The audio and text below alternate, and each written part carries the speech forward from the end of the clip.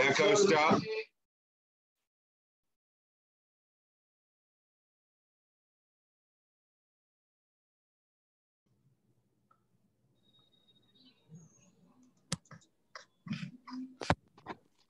Hello, everybody. Hi, I can hear you. Hi, Jeremy. Hi, Christine. Okay. My video is blocked, but I'm on. This is Doug Steiner. Hi, Yep. I'm very low tech. Okay. We will, well, you'll be called on at a certain point, I'm sure, and we're going to have to figure out a way that you can let us know that you want to speak. Oh, you're Jeremy. Hi, Jeremy. Nice to meet you, however, virtually. Nice to see your name. Hey, Jeremy, when I try to turn on my video, it tells me that it's been blocked by the moderator. That's interesting. Okay, I guess everybody's is. For the host, yeah. It says you cannot start your video because the host has stopped it. Okay, I don't know why that's the case. Let me see if I can figure out how to fix that. It would be under security or settings where you can enable video. Thank you. Sorry, I'm just enabling Facebook right now. It'll take me a minute to get to that. Hi, Jeremy. Oops. Hi, Natasha. How are you? Oh, I'm not mute. I'm muted. Okay, I wasn't sure. I didn't you were gonna hear me. So, Natasha, I'm setting up Facebook right now. Could you see if you could figure out the video problem? Well, once you launch the webinar, then you would go to more in the you would go into more on the webinar, and then you would click on the icon that says Facebook Live. You can't do it now. It's when you launch the actual webinar for tonight. Okay. So we haven't launched? No. Okay. So let me get out of this. Once you start the webinar, then you would go to more in the settings. It's after email settings. And then okay, so let's see if we can fix the video now. Video settings.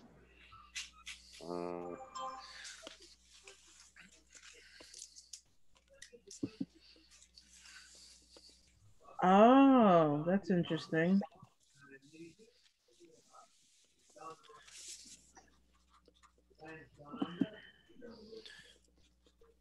Okay, I don't see this here.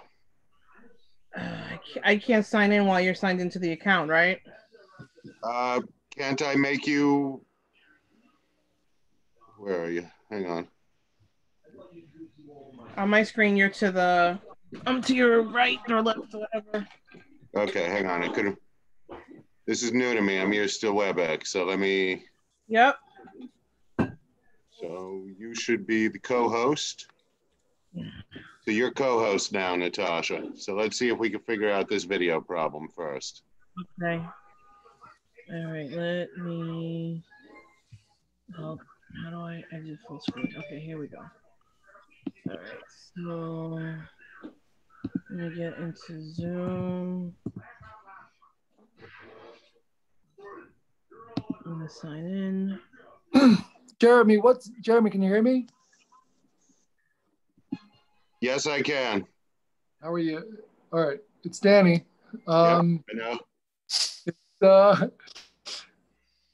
I just want to get the, is there a title? There's a bunch of invitations to this meeting, but is there an agenda listed? The agenda states that EDC is making a presentation on the Made in New York South campus project. That's it. That's all that's on the agenda. Okay. Yeah, that's the only item on the agenda for tonight. Let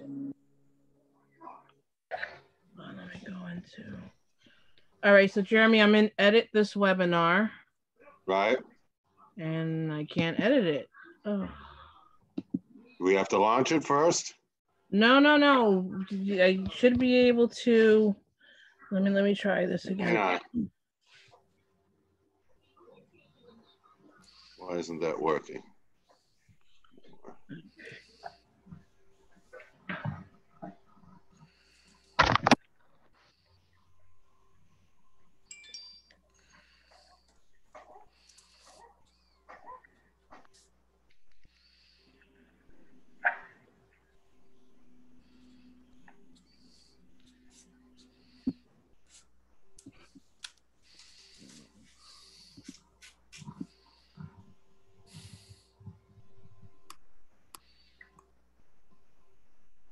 Is Julio on yet?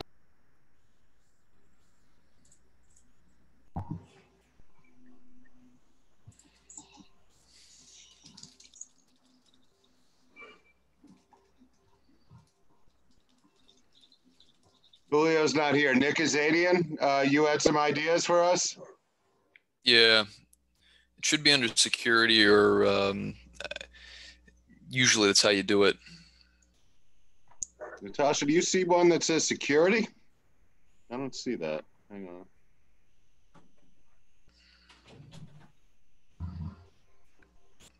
Can you temporarily make me host just to see if I can try to do it? Natasha, Yeah, I'm Jeremy, thinking. I see security. I muted myself. That's why. Sorry. Oh, okay.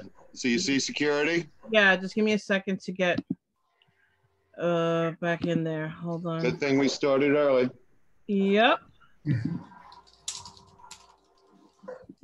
Okay, so I'm at security. What do I do next? So I don't see that, but is there something that's about the video, about allowing video? Should be something about participants and Allow participants to show video, something like that? Oh, boy. Hold on. It says only authenticated users can join meetings. No, it's not about joining the meeting. Okay. Is this Jeremy? Yes, it is. Hey, this is Debbie. I don't Hi, think Debbie. my link is working right as a No, panelist. we're having a problem figuring out the video. Give us a minute. Oh, okay. Should I just stay on here? Yes, please. Okay, great. Okay, so We're I still clicked 3 on- minutes early. We're still trying to figure it Okay. out. It's the first time we've used this platform. Oh, okay. No problem. I was afraid I was, messed No. up. I just switched on participants video. Start meetings with participant video on. Participants can change this during the meeting. Can you turn on your video, Natasha? I'm gonna see right now. There you are. I think everybody can turn on their video, I hope. Maybe it's just the host. It was just us. just you guys. Ah, Oh, it's just us? it's just us, so they could see us. Hold on. This, just in case this means anything, they didn't ask for my special password when I clicked on that link. Shouldn't mean anything. Oh, okay. All right. Can you make Mine says that the video cannot. We know. Please Oh, just hold on with the video. We're trying to correct it. Thank you. Jeremy? No Can problem. I'm gonna put a you, message up that says that. can you make Nick the co-host also? Yeah, Natasha. All right. I guess I'm taking hosting away from me. Nick, all right. Sure, I'll see what I can do.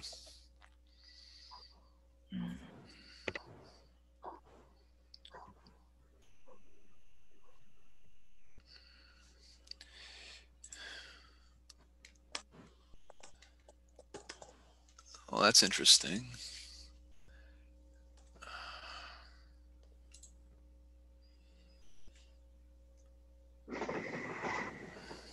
Jeremy, do you need me to enable screen sharing for all participants?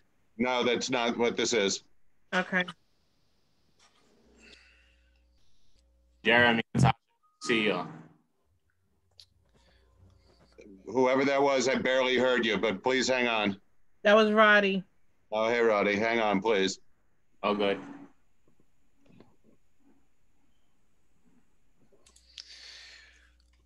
There should be more options. I'm not seeing them. Typically, I think it has to do with how we set up the meeting the first time around. Mm-hmm.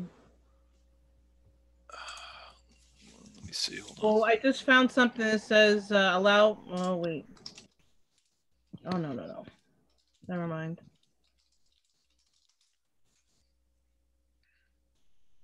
And I think some folks are now having problems with muting. Dan can't unmute himself.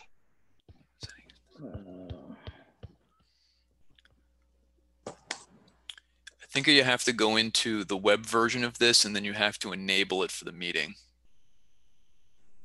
Well, that's what I'm in right now, the web version of this. Okay. I'm in settings. Let me see. Go to Group HD Options on the Meeting tab. Hold on. Okay, so I'm in settings. And would you go to the Group HD. Would that be under meeting, recording, or telephone? Meeting tab. Meeting tab. Okay, I see security, schedule meeting, and meeting basic. Is it still under security? It should be under the Meeting tab section. And then making sure that basically Group HD is enabled. Okay, group HD. Folks, it's our first meeting with this platform. We're trying to figure it out on the fly. Please give us a minute or a few. No worries.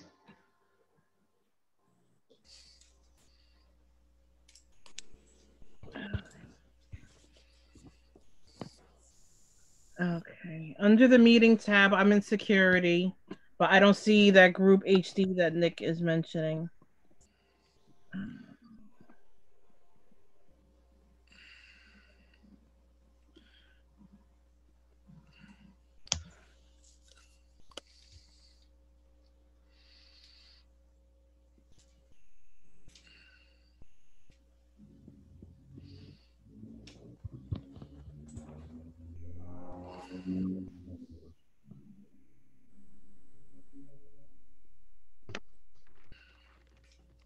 Hello.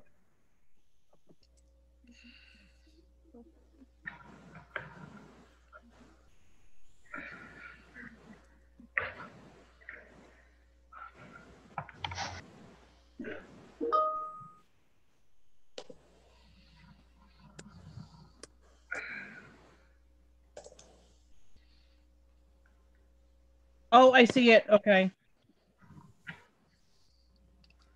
It was in meeting advance. I found group HD. I switched it on. All right, let's see. Now? Oh, hold on. I just stopped the video. That's because I'm host, but yeah, but that's only because I'm host, so somebody else should try right now. All right. Joan, anybody, can they see it's not working? It's not working on my end. You cannot start the video because the host has stopped it.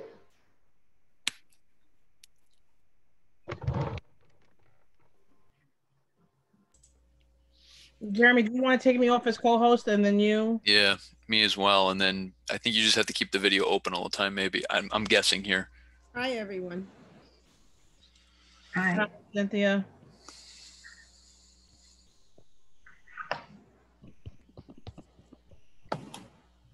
So Natasha, you are no longer co-host. Okay. Nick, you are no longer co-host. And now we still have to figure out what to do with the video. But I'm able, how come if I'm no longer the co-host, how come I can see myself? That's an interesting question. Nick, can you see if you can start your video? No, it won't let me.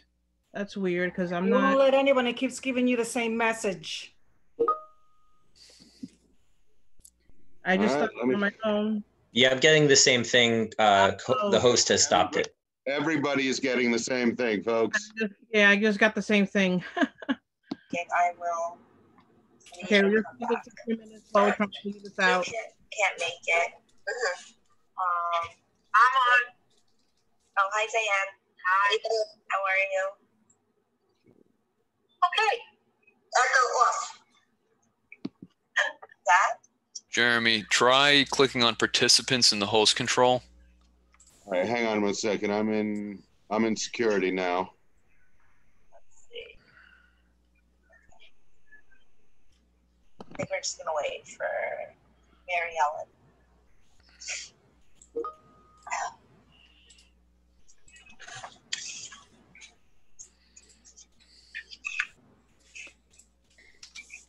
I'm sorry, Nick, you were saying? Only Tuesday, and I feel like it's been a whole Yeah, I'm going to send you a link, Jeremy. I know, it's been a long month. Hang on, I have to mute whoever that is. But no school tomorrow, so it's like a Friday. People, unmute yourselves if you're not speaking. Thank you. I'm going to mute everybody right now. Oh, she doesn't. Except for me, I guess. All right.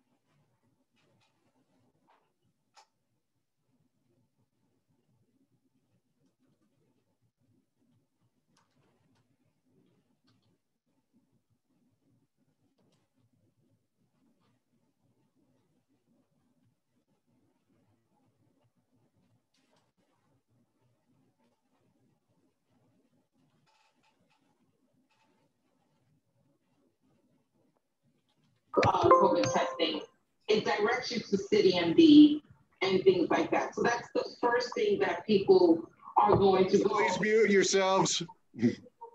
Online COVID-19. Folks, please mute yourselves. I can't read while you're talking. Everyone, please just mute yourself. Or simply call 311. Okay, it's under additional controls, Natasha. So we got to find additional controls.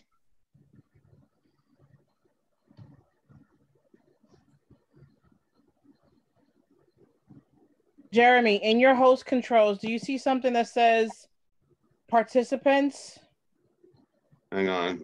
My host controls. Hang on. I got to go back to that screen. Mm-hmm. So my host controls, something that says participants, you're saying? Yeah, by clicking on participants, you can manage the panelists. This includes stopping video and more.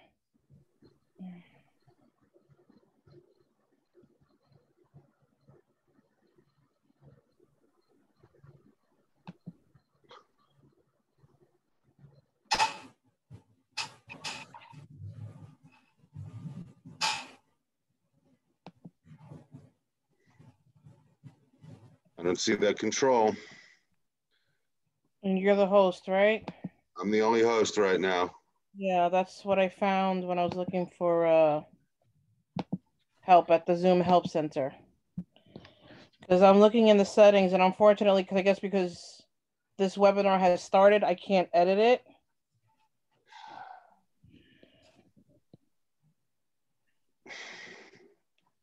I don't know what to say at that point. I think everybody's muted and can't unmute. Yeah, Jeremy, hi, this is Julio. Hi, Julio. Thank you. Help us. Yes. Can you assign me as a co-host, please? Yep. And I will try to assist and problem solve. You're a co-host. Good evening, everyone. Bear with us for one moment. They've bared with us for 20 minutes, so I think everybody's been very patient. Hey, Jeremy, it's Christine. Can you hear me? Yep. I'm going to put something out there. So long as I can share my slides, I don't need a video. So we could just proceed without video. I'm just going to put that out there. Okay. That would be up to Dan. Okay. And maybe we can figure this out while you're sharing your slides too. I don't know if Dan could unmute himself, so I'll unmute him.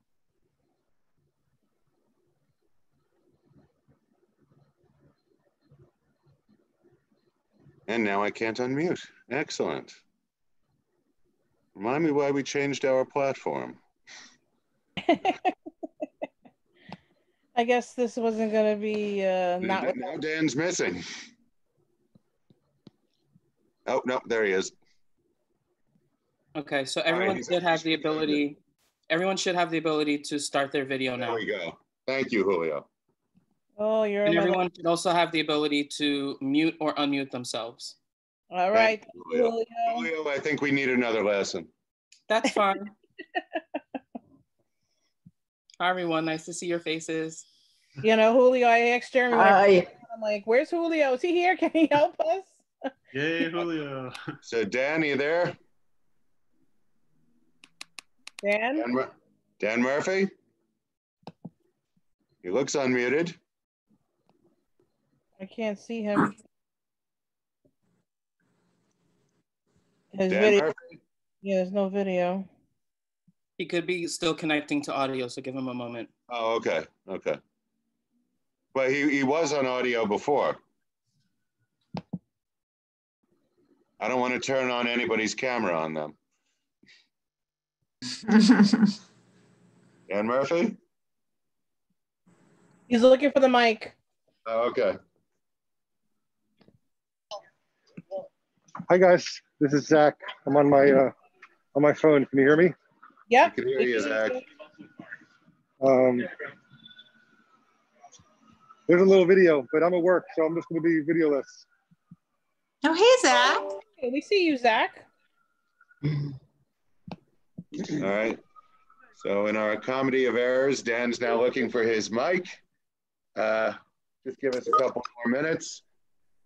Dan, hopefully you could hear me at least. Whenever you are ready, please tell me to start calling roll.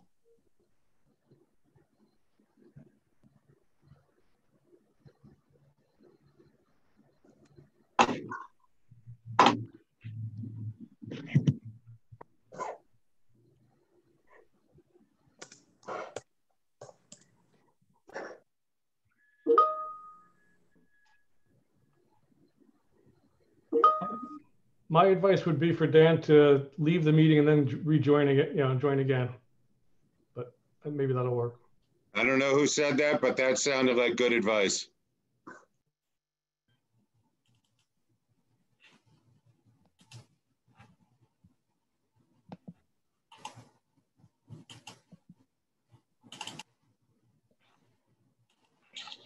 Hi, can you hear me?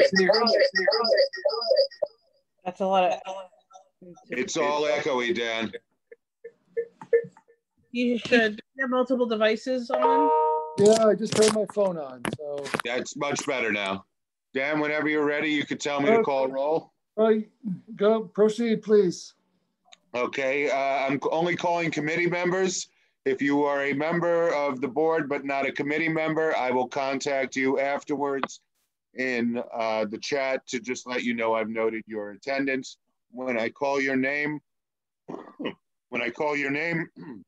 sorry, please unmute yourself, let us know you're here, and then mute yourself again.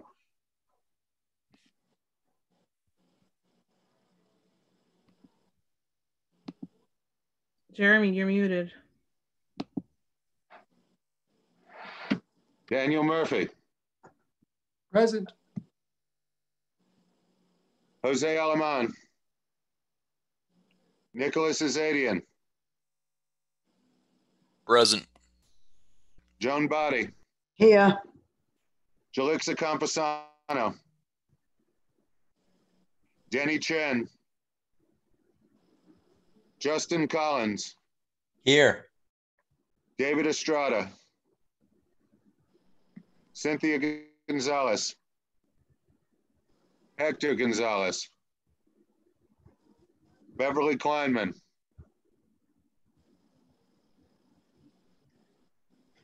I see you, Beverly, but you can unmute yourself next time, but I got you.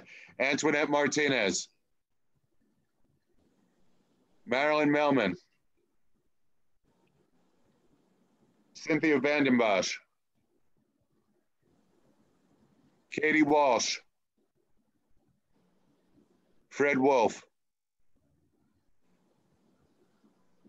That's it, Dan. I'll contact others via chat. You're up. Thanks. There's one welcome everybody, and thanks for your patience. There is, by the way, I still prefer Zoom, Jeremy. So don't give up. This is a I prefer Zoom too. This is just our first meeting with it. It's a teachable moment. Welcome everybody to the EDC and Waterfront. Well, it's not EDC. I'm sorry, Economic Development and Waterfront Committee. There's only one item on the agenda today, but it's a pretty substantial one. It's the Economic Development Corporation's presentation on the Made in New York campus, the south end of the Made in New York campus. They will be joined, I am assuming, by Steiner Studios to present the plans that went through by vote at the EDC board earlier in November or late October. So I just want to, Julie, are you going to be presenting, or I'm not quite sure who? Christine's going to be presenting for EDC. Christine will be presenting for EDC. Christine, you'll have to give everyone your last name since I don't know it. And Palialunga. And did you say something? Oh, how are you? Sorry. Good. I said Palialunga. I said my last name. I'm sure. But no, I know it. I just forgot. I'm sorry. I apologize. It's fine. You were asking Jeremy before about sharing your screen for a presentation. That's right. I'm gonna now. Let's see how that goes. Okay. Well, if you need to, just please go ahead. Jeremy will let you, I guess, or you can do it. Oh, it's disabled. Sorry. Okay. Sorry, guys. Yet another quagmire. Well, you might. No. That one I'm pretty sure I can handle. And just while you're doing that, Jeremy, this is a two-parter. So Christine's going to present EDC slides, and then Doug Steiner is going to present the Steiner Studios portion of the presentation. So if you can grant access for both of them, that would be perfect. So Christine, I think you could now share your screen. Oh, great. Perfect. We have a 25 slide limit on CB7 presentations, by the way. Great. That's a joke. But, no, it's good. So you can see my slides here. I'm on the front splash page. All good. So I can get started then. Does that sound about right? Okay, great. Well, thanks everybody for joining us this evening. Happy to talk more about the Made in New York campus at Bush Terminal. So our presentation tonight is going to focus on the South Campus. We'll talk a little bit about the North Campus. Like Julie said, we are joined by our partners at Steiner Studios. They will be presenting after us to tell you more specifics about their project. I will get started with some introductions right now. So I'm Christine Palialunga. I'm a VP in the Portfolio Management Group at EDC, and I look after the Sunset Park portfolio. I'm joined by a few of my EDC colleagues. We've got Julie Stein here, excuse me, Eftahia Tomopoulos, Courtney Green, and Young G from our Portfolio Management Group. From Government and Community Relations, we have Ratty Miranda and Ricky DaCosta. We've also got some members of the Mayor's Office of Media and Entertainment. So Josh Levin is here and Emma Foman. And again, when I hand this over to the Mayor team, they will introduce themselves. I also just want to start off by acknowledging that we've had a lot of interest in this project. So we're looking forward to doing a deep dive tonight. If you do have questions, please be sure to make note of them and raise them once we get to the question and answer portion of tonight's meeting. So we'll take questions at the end, if that's okay. So with that, I will dig into our presentation. So I'm sure a lot of you here tonight are familiar with our EDC portfolio park, but I wanted to provide a quick refresh before we dive into the Made in New York campus. So, and I also think it's important to talk about EDC's overall work in the neighborhood and consider our approach to our public assets before we start thinking about one asset individually. So EDC manages over 220 properties, and that includes over 65 million square feet of space throughout New York City. Here in Sunset Park, our portfolio management division, our Sunset Park group in the portfolio management division look after 4 campuses that are in Sunset Park. And that includes over 6 million square feet of industrial space. So starting at the south end, I'm not sure if you guys can see my cursor, but starting at the south end of our campus is the Brooklyn Army Terminal. This is where we focus on manufacturing with an increasing focus on green and circular economy businesses. And I also want to note that's about 4 million square feet of manufacturing space just at the Brooklyn Army Terminal. Just north of the Brooklyn Army Terminal, we've got the Brooklyn Wholesale Meat Market, which is a wholesale food distribution campus. North of that is our Made in New York at Bush Terminal campus, and that is where we're focusing on garment manufacturing and media production. And then at the north end of the campus is the South Brooklyn Marine Terminal, where we're working towards developing a port for the offshore wind industry. So this is our overall campus, and then getting into our strategy for and our approach to managing the industrial assets in Sunset Park. EDC is a mission-driven landlord, and we manage our Sunset Park industrial properties with this sort of unified industrial strategy that aligns with the community's 197A plan. So that includes maximizing good quality jobs in the industrial sector. So we're focusing on core 4 industries and what we call core 4, and that includes traditional manufacturing, advanced manufacturing, food manufacturing, and then our Made in New York strategy, which is garment and film.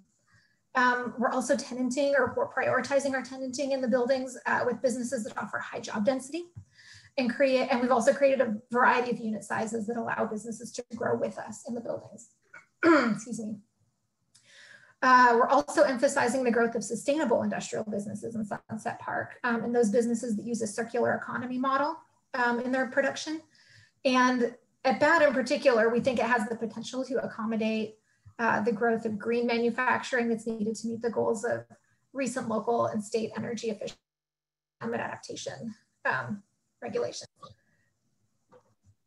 And then further, as we develop and improve our assets, we're also trying to fulfill the desires of the 197A plan by improving our public open space and amenities that help to create public access to the waterfront. So what you can see here is a few images of some of the public realm improvements that EDC completed at BAT over the last several years that improve tenants and community access to the Brooklyn waterfront.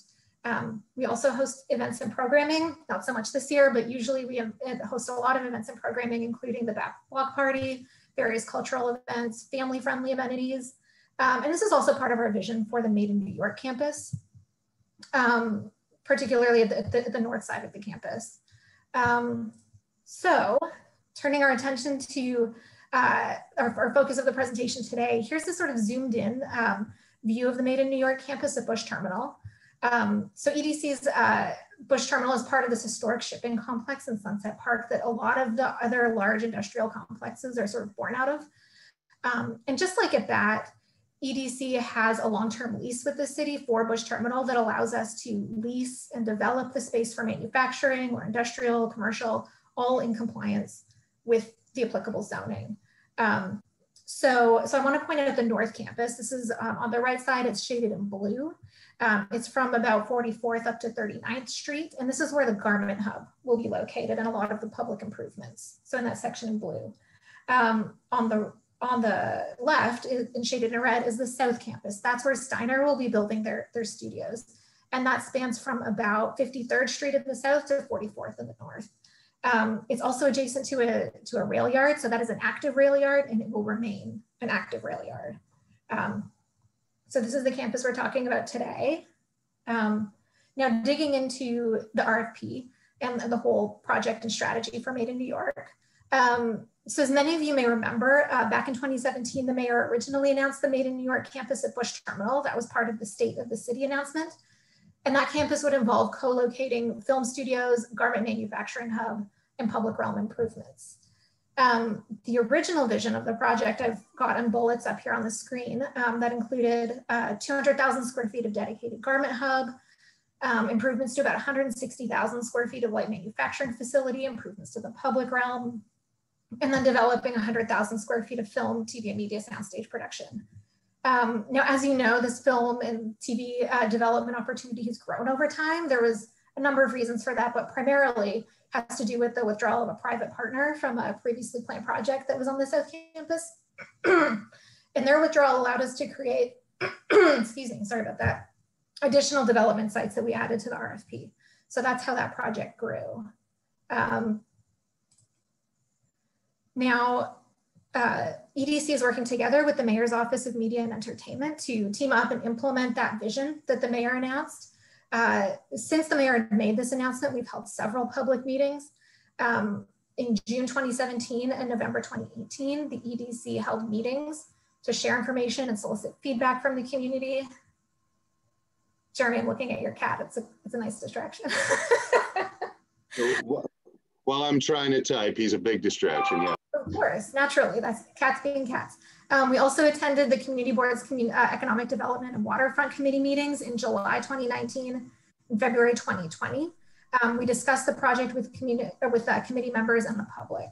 There were also a number of other CB7 meetings that we attended over this time, parks meetings, transportation meetings, where we were not necessarily the focus of those meetings, but we were there to answer questions about how those topics related to our project and answer questions from the public. Also worth noting that we work closely with the Sunset Park Task Force, who we met with quarterly, and we also met regularly with the council member's office and provided, I think, monthly updates on the progress of this project. I'll tell you a little bit about the North Campus. So the North Campus involves renovations to the existing buildings to create a 200,000 square foot garment manufacturing hub, upgrading industrial space in a 160,000 square foot building and improving the overall site plan. We're also including a whole new streetscape improvements that include improvements to the 43rd Street corridor, which within the campus to allow better access to Bush Terminal Pierce Park, as well as upgrades to the utility upgrades, pardon me, for the campus. So the status of this project is that we started it earlier this year. It was paused for COVID and we restarted it in July 2020. And we anticipate that this project will be completed by the end of 2021. I also want to note that with this North project, EDC is managing the construction and directly leasing this property. So that's the North Garment Hub. So the South project, the sound stages. So again, going back to this mayor's announcement in 2017, we teamed up with the Mayor's Office for Media and Entertainment to craft the RFP. So that RFP was released in July 2018. Through the RFP, we sought out proposals from film, television, sound recording, other media production companies that we could lease the land to and develop portions of that southern part of the campus. The RFP had several goals. I've listed them up here. It included, we wanted a developer that could create a dynamic film, TV, media production campus at Bush Terminal. We wanted to maximize the number of good quality jobs. We wanted to advance gender equity, diversity, and inclusion within the industry, and we wanted to do that through this RFP. The project needed to be financially feasible so that we could make sure that we were achieving all of our goals. We also wanted a project that would commit to local hiring opportunities and workforce development commitments. And finally, it was important to us to achieve a really well-designed site given the prominent location of this campus on the Brooklyn waterfront. So again, we issued that RFP in July 2018. Proposals were due in February 2019. We got a number of really qualified candidates. It was a very competitive process. So that allowed us to negotiate a really great deal for both job creation as well as all these other goals that I just listed for the RFP. And so we continued, so we negotiated with each of those respondents for about 1.5 years, up until this past August when we announced Steiner Studios, or our selection of Steiner Studios as the developer and operator. So I'm gonna go through some details of the proposed project. So this is, again, the South project. It includes 250,000 square feet of new construction and 250,000 square feet of renovated space. It will include at least 8 sound stages, and as well as various supporting uses such as design studios or costume design or post-production, other related media production uses. The project will create 2,200 full-time permanent jobs and about 1,800 temporary construction jobs. As far as resiliency and sustainability goes, Steiner is going to be raising the site elevation for the new construction. They'll be dry proofing the renovated facilities and flood proofing the parking structure. And they'll also be introducing landscape to absorb stormwater. Steiner will be participating in Hire NYC. There's also a 25% MWBE participation goal. And I want to note that the private investment here is over $300 million. So that MWBE contribution is quite significant. And our outside opening date to see this facility open and operational and working is 2025. And then turning to some of the benefits to the community. So the slide summarizes a lot of those. So in our negotiation with all of the RFP respondents, EDC also pushed really hard for some of the commitments, or for those commitments to fulfill these longstanding community requests to complete Bush Terminal Pierce Park. So that completion includes the completion of the rain garden, the picnic area, the South Meadow. And this is all from the original EDC scope. I'm actually just going to flip quickly. So the portion of the park that we're talking about is this area in red, this 2.5 acres right here. We're also going to construct a playground. The design of that playground will be informed by community input. We'll create new 20 to 40 parking spaces for the park. Excuse me again. There will be $25,000 annual funding for park programming and potentially a rerouted southern entrance to accommodate some circulation. Pardon me. That new entrance will not happen unless it absolutely has to, and we will not close an entrance until a new one is created. For gender equity, diversity, and inclusion, there will be $25,000 a year for the first 10 years of the lease to a nonprofit committed to gender equity, diversity, and inclusion. And there will be a free 2,500 square foot office space for a nonprofit that is committed to racial equity in the film industry. That nonprofit will also have access to production space. For workforce development, there will be $50,000 a year for the length of the lease for the 25 to 30 students for the Made in New York Production Assistant Program, the creation of a new offsite local program for high school students, as well as school year internships at Bush Studios. There will also be an additional summer internship program, 2 10-week positions that will be fulfilled through local community organizations. But this is all the Steiner project. And since we have Steiner here with us tonight, I think I can hand it over to them and they can tell you more about their project. Okay, who's here from Steiner? Is that Doug Steiner? Yep, I'm gonna do my best here. Thanks, Doug, go ahead. Let's see.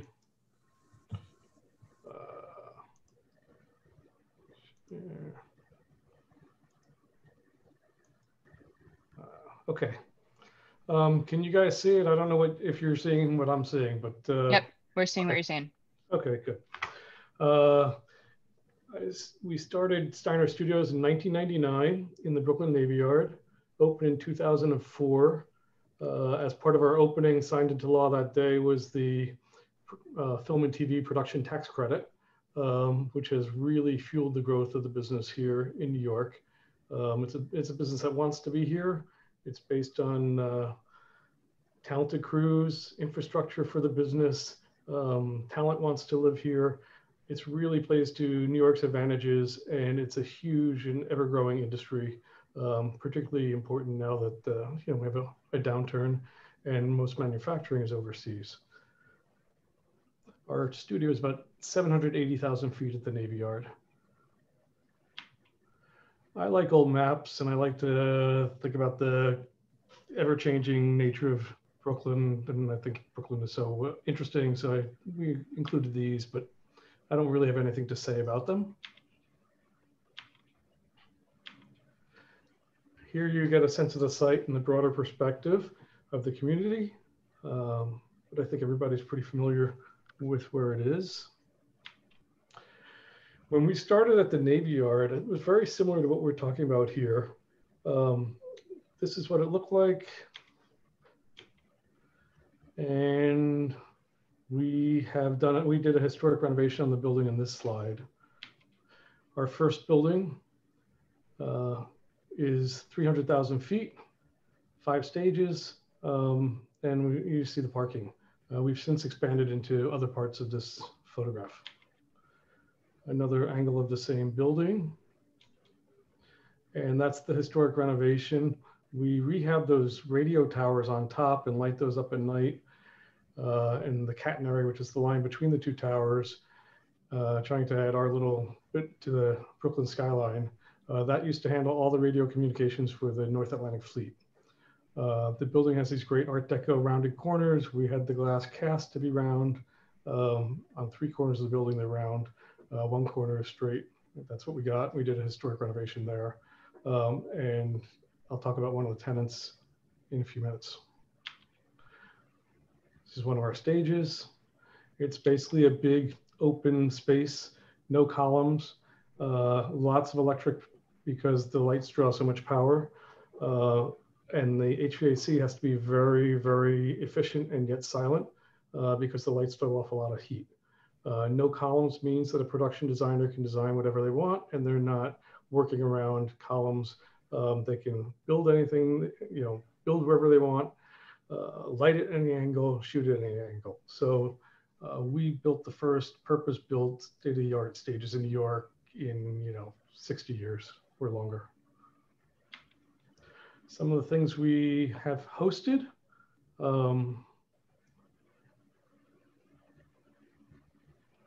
Feature films, more feature films. And these days, New York is more of a TV series town because everybody is streaming or getting a subscription to certain cable companies, and everyone wants to be the next HBO.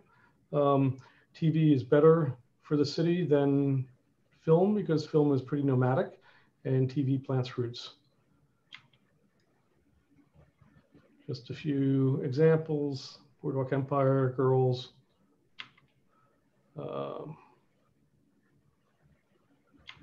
Okay. I'm sorry to the extent I duplicate what Christina said. An overview of what the site looks like now. And I think these before shots are similar to what I showed you from the Navy Yard.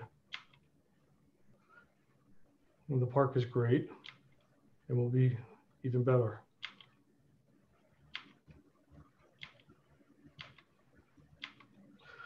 So let's talk about the park, because I think that's really of the highest concern to the board and to the community. It's been a long time coming, and we have committed to finishing the project that PDC approved and didn't get finished. So this shows you the various things we're doing. I don't know if my cursor works. Yeah, new landscaping and walkway. Do you see my cursor? Oh, okay. Yes, yes, we can. We can. Okay. New landscaping, new walkway, lighting, and new pedestrian and bike access. The promenade will be completed here. It runs, it stops here. It'll be completed. So the access from the north and from the south will be complete. The picnic area will be built, the walkway completed. We will be adding 20 to 40 parking spaces. We're working on the geometry of that now. That's why I don't show it. And we will be building a new playground, and far be it from us to tell you what kind of playground we're going to build. We want to hear from you what you want, and then work it out that way. So we are committed to it, and it's a beautiful park. You're lucky to have it. Everyone's lucky to be able to use it. And I'm going to have access for our clients are going to make use of it as well. It's a great amenity for not only Sunset Park community, but the people with us. This is a bulleted list of what we're doing. And I forgot to mention the funding for the park programming, $25,000 a year. And the programming, similar to our taking our cues from the community as to the playground design, the park programming is also something we're not dictating. We're going to talk to the community, various organizations, people, and see what's most desirable and what's the best fit, and make it the allocation that way. The jobs at the studio, and we have pretty good numbers because we've been doing this for 15 years. This should create 2,200 permanent jobs. That doesn't include actors, and 1,800 construction jobs. These jobs are clean. It's a clean industry. It's an expanding industry. It's an industry that's not going to be done in China anytime soon and displace the US. The US exports it around the world. It's good paying, has good benefits, $90,000 a year average, and 44% of that workforce is working without a 4-year degree. So it really makes the middle class accessible for the workers. And these days, lots of overtime. Just a sense of what this business is for New York. It's $3.9 billion a year in direct local spending, 48,300 jobs, Local 52, which is all of the below the line guys, not the actors, not the directors, not the fancy people, but you can see the growth in the industry since we opened, from 2.1 million hours to 7.1 million, and the average hours worked per member basically doubling. Local 817, membership growth of 147%, earnings 242%, benefits 250%. These are astounding numbers. And most importantly, the production unions are at full employment.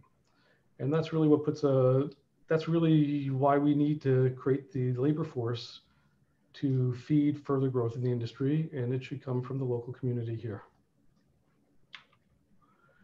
We'll be working on workforce training in multiple ways. We'll be collaborating with South Brooklyn Industrial Development Corporation.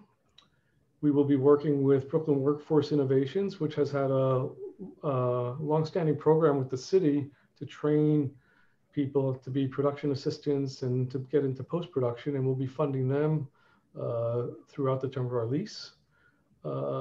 We have a 10-week internship program. We've been doing it for virtually our whole 15 years. People cycle through different departments, and maybe they don't become an actor, but they might find that they like the accounting side of things or the construction side of things or something else. And a lot of people who have gone through that internship have ended up coming to work for us or going to jobs in the industry, either in LA or to other places here. And we want to not just keep it to SBIDC and Brooklyn Workforce, we want to work with the local groups and find other ways to create pathways to be in this industry. Big mouth to say. We also created, Brooklyn College has a graduate film school on our lot.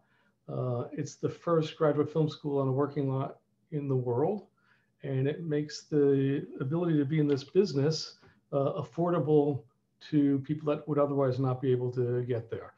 NYU or Columbia is $200,000 to $300,000 for a master's in film, and this is $40,000 to $50,000 with lots of scholarship money available. It came together really fast, and we are really proud to have it. And it's the opposite of an ivory tower education. It is, you're working amid, you're learning amid what you're going into, and the social interactions in the elevator or having lunch or wherever you are, that gets your foot in the door. You get a moonlighting job or an internship or a chance, and if you perform, you have a pretty good team to go forward with. This business is all freelance. So because it's freelance, if you perform with the first group you get a job with and you're solid for them, we'll be happy to keep you as they keep getting more work.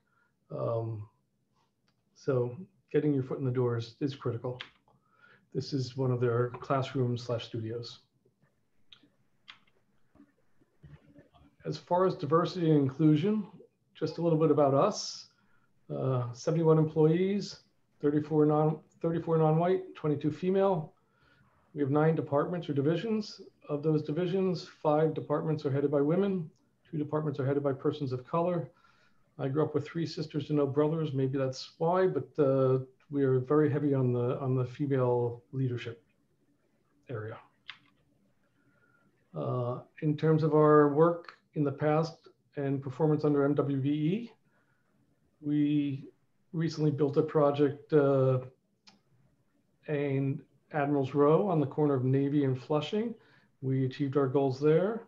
Our last stages building in the Navy Yard, achieved them there.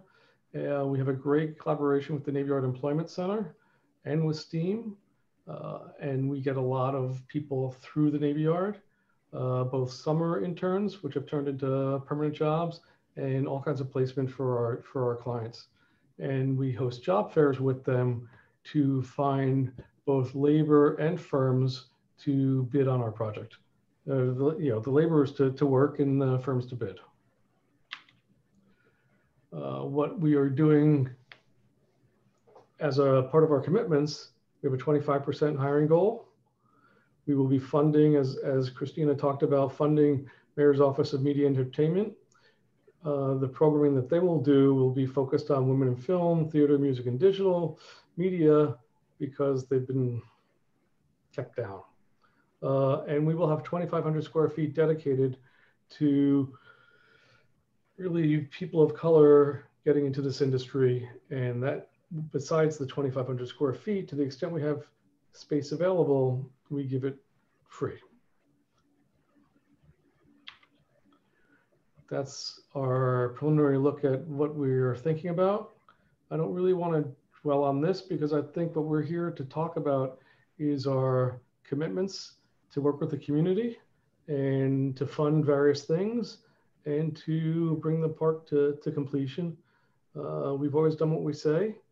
We try to be a good neighbor. We support a lot of not-for-profits in Brooklyn. We're very involved. And I think we look forward to being here. As far as moving forward, we want to start talking to groups about the playground and the 25,000 programming, because that may influence what we build. We need to identify the not-for-profits that we're going to be funding. We need to work out the workforce development and training. And we want to work with the local businesses to make sure that they get some of the pie. When you saw the 3.9 billion a year, that's local direct spending. So, you know, if we're 10% of the industry here, that's a lot of money. The crews don't get fed except on shoot days. Shoot days are a small proportion of days in the process of 6 months or 9 months. When you have 2,200 people that need lunch and breakfast and dinner, that's a real shot in the arm for the restaurants and suppliers around there, around the site. And in terms of where to go or who to speak to, Debbie Feinberg is in charge of our community relations. She's been doing that work, I think, her whole career. And her email address is posted, Sunset Park Community Input at steinerstudios.com. I would like to have Aaron Schiffman speak from Brooklyn Workforce Innovations and talk a little bit about his program. Aaron? I'll stop sharing. Set him up. Yep, one sec. Can you folks hear me? Yes. Yes, thanks, Aaron. Go ahead and please begin by, for those like me, uninitiated, to tell everyone what Brooklyn Workforce Innovations does. Sure. So good evening, and thanks for allowing me to come to tonight's meeting. So I'm the founding executive director of Brooklyn Workforce Innovations, and since 2000, we've been a nonprofit citywide workforce development organization. Our mission is to create economic opportunity and pathways to careers for low-income, jobless New Yorkers. Since our launch, we've trained and, more importantly, placed more than 10,000 low-income New Yorkers, overwhelmingly people of color throughout the city. Despite the B in our name and in my heart, we are a citywide organization. Our hub of operations is in sort of the Gowanus section of Brooklyn. We also have a space out at the Navy Yard and along Fifth Avenue. We also work in partnership with a few other nonprofits working out of the Innovation Lab at Industry City. So Opportunities for a Better Tomorrow, Center for Family Life, SBIDC, and others who've utilized that opportunity to connect with Sunset Park residents. We were launched in Red Hook to serve public housing residents in that community who were outside of the workforce, but were interested in walk-to-work opportunities in that community. And we started a commercial driver's license that we launched in that neighborhood. We have since gone citywide with that program. It's called Reddick on the Road. We've trained literally thousands of low-income New Yorkers. And from the efforts and successes of that program, we've replicated other sector-based programs over the course of the organization's existence. About 14 years ago, with a partnership with the Mayor's Office of Media Entertainment, then called the Mayor's Office of Film, Theater, and Broadcasting, we launched the Made in New York Production Assistant Training Program, which has literally changed the face of workers in television and film production. We have trained between 60 and 90 people a year, mostly low-income young adults, for careers in television and film production. Doug's presentation shared some of the sort of huge expanses in the workforce and in the hours worked and in the wages paid to unionized workers in television and film production. Not everybody starts there. Most people start as a schlepper and start as a production assistant. And BWI's program has worked carefully with the industry to prepare people who would otherwise be left out of this industry the opportunity to start. And over a little bit of time, we have had hundreds of people advance from non-union, well-paid non-union positions into even better paid union positions as features, reality TV, and now increasingly episodic and streaming content have really blossomed in New York City. We're incredibly proud of the young people that we put to work through that program. It's more than 1,000 alumni are working in the industry today. About 3 years ago, we mirrored the success of the launch of our PA training program and launched something called the Made in New York Post-Production Training Program. As Doug also mentioned in his presentation, there is a state, and at the time we launched a city tax incentive to woo television and film production. We at BWI wanted to be at the intersection of economic development and workforce development and ensure that if there are tax incentives to woo production, that low-income people of color in particular are going to have access to those careers. A few years ago, when the state put out a post-production tax credit, we used the opportunity again to partner with the Mayor's Office of Media Entertainment and see if there were opportunities to create similar pathways to high-wage, expanding employment in post-production. So in editing, sound editing, special effects and graphics. As more content was being shot in New York, literally filmed here at stages that Steiner Studio owns, but then others throughout the city, we felt that more content could also be edited in the city. And instead of those jobs literally being exported to the West Coast and Asia, there was talent here in New York City that could be leveraged to create that. So across those two interventions and training programs, we're training about, we got interrupted by COVID, but we're training about 140 individuals a year through those two sectors. Pre-COVID, they were sort of slated and ready for expansion. I think they will soon be again.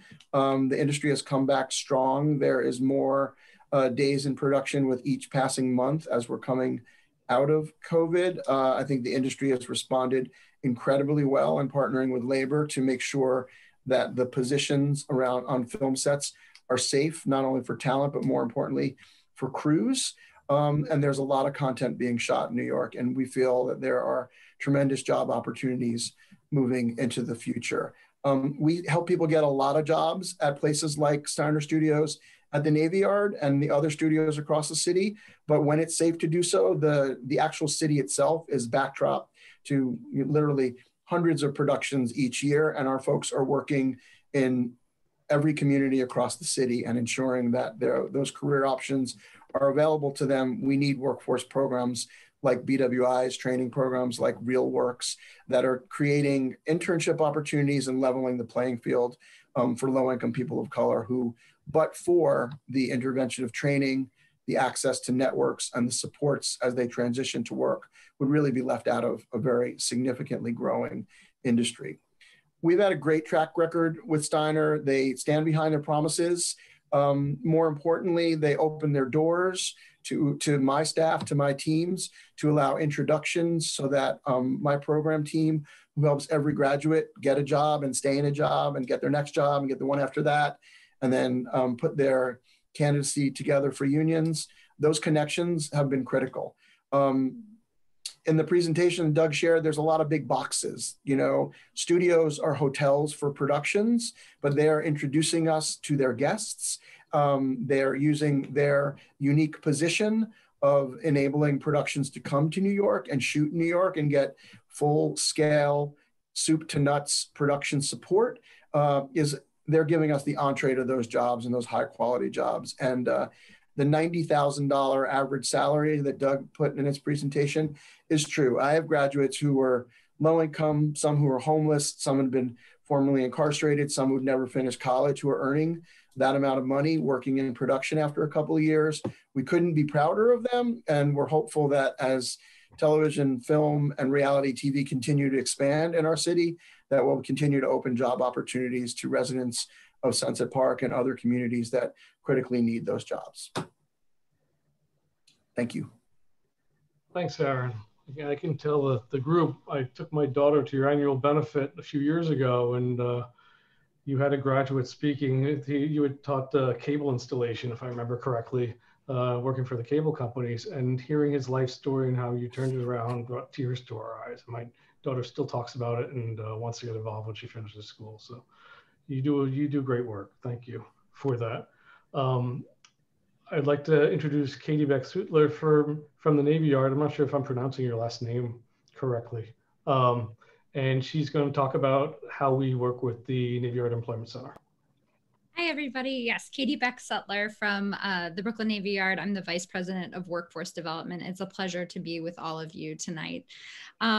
As I think probably almost everybody on the phone call knows, the Brooklyn Navy Yard is a community of over 400 businesses across the manufacturing, technology, and creative sectors. And our ultimate goal is to create really high quality jobs and then ensure that community members have access to those career opportunities. And Steiner Studios has the distinguished honor of being the largest tenant in the Brooklyn Navy Yard. Our workforce development team, which I lead, partners with those 400 tenants in the yard in a few different ways to make sure that local community members are able to access jobs. We have an on-site employment center, we have extensive internship programs, and then we also have an on-site career and technical education high school called the Brooklyn STEAM Center that opened about 3 years ago. And the Steiner team has partnered with our team across all of those initiatives. And so I'd love to share a little bit about our collaboration.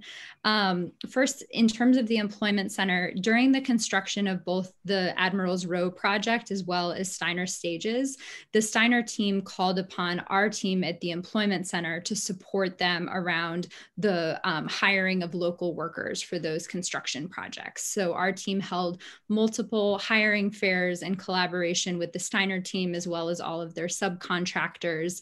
And we had many people from the community attend, all of the subcontractors attend, and that resulted in the hiring of local workers throughout the duration of those projects. Additionally, as I think Doug mentioned in his presentation, the Steiner team for their own internal hiring for that team of 70-ish he was talking about has worked with our Employment Center team to bring on new team members when they're looking to hire someone through referrals from the Employment Center. Steiner has been also a really active participant in our summer internship program each year. So each year we have a program that focuses primarily on CUNY college students for paid summer internships. Each year the Steiner team has taken 2 summer interns, and in addition to offering a really amazing summer internship experience for those 2 interns, has also worked with our team to organize tours for the whole intern class to be able to see the facility at Steiner Studios. And then on the STEAM Center side, the high school that I mentioned earlier, we have an advisory council of about 50 businesses and higher education institutions who advise that program to really make sure students are learning the skills and earning the credentials that they need to be successful moving into those career fields, either immediately after high school or after higher education. And the Steiner team has been involved in that advisory council, so giving feedback on the curriculum that students should be learning and ensuring they have access to work-based learning opportunities. Also, as Doug mentioned, the Fierstein School of Cinema, which is on site at Steiner Studios, has also served on that advisory council, and that proximity to the STEAM Center has allowed the STEAM Center students to get to be part of some of the activities that are happening there. And finally, we're very grateful to be, I think of Aaron and his team as roommates to some extent of the Employment Center team. They're the only other workforce development program co-located at the Navy Yard. And so we're so happy that they're able to be tenanted on the Navy Yard as well for that proximity. So we're very proud of our efforts to bring together economic development and workforce development on the Yard, and grateful for our collaboration with Steiner. Thanks you. Thanks very much, Katie. I want to veer off script just a little bit. I know Joe Loda is on the webinar, whatever the right term is, and to run NYU Langone is hard enough during COVID. It's I can't even imagine. So I'm sure your time is super, super tight. And second, this is Danny. Doug? Yeah. We're happy to have Joe here and everyone else. I want to keep the presentation to basically between EDC and Steiner, and then wrap it up. And then for the Q&A and comments, Oda and everyone else can speak up and give their 2 cents, along with the board members and everyone else who's come here tonight. Okay, I'm sorry. I appreciate it, thank you. I forgot to say, thank you for having me, and the great education I've had working in New York, which I only started in '99 here. I used to work in New Jersey, is to see how many great people there are in public service in New York. And usually I'm dealing with people who are in paid jobs in the city. You guys do this and you're not paid. So my hat's off to you for that. I'm very impressed by how many people are dedicated to making the city work. And we're here to be helping people. I feel like I'm in public service because when I look out my window and I see 3,000 or 4,000 cars, I feel like pretty good. The returns might not be great, but lost money for a few years, but it's really good to see people working. That's about it for our presentation. We're ready to field questions, I guess. Thank you. Thanks a lot. Yeah. Thanks, Doug and EDC and our other speaker, Christina. Thank you. I want to take first question from Cesar Zuniga, and then I will look for people raising their hands from there. So Dan, we have some hands raised. I just want to tell all board members at this point, public will be after, but if you look at the participant list and you see your name, there is a hand symbol next to your name. If you click on that, you'll be raising your hand. Just for clarity, Jeremy, can I see? 171852568. Can I see hands raised, or? I think if you open, is your participant list open?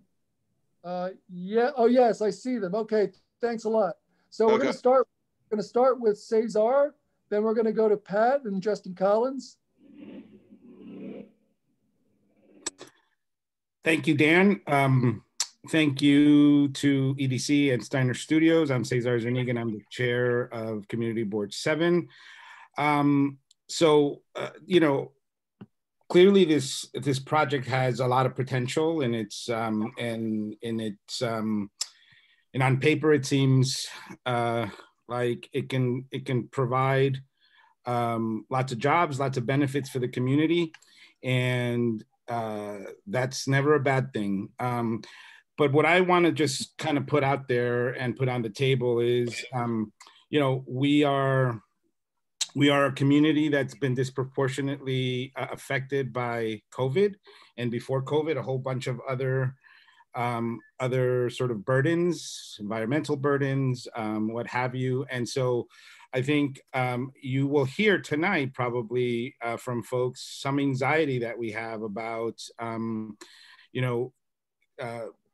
going down the road of development, whether it's this project, whether it's housing development, without really understanding the sort of the future ramifications and implications of whatever development project we're talking about. And so obviously I don't want to do this tonight, but what my expectation is as chair as we move forward with this is that we really start with understanding more than anything, the accountability mechanisms that we're going to put in place to really make sure that if we're saying we're going to create jobs and these jobs are going to be for the community, for us to be able to verify that in a tangible way. And that's one.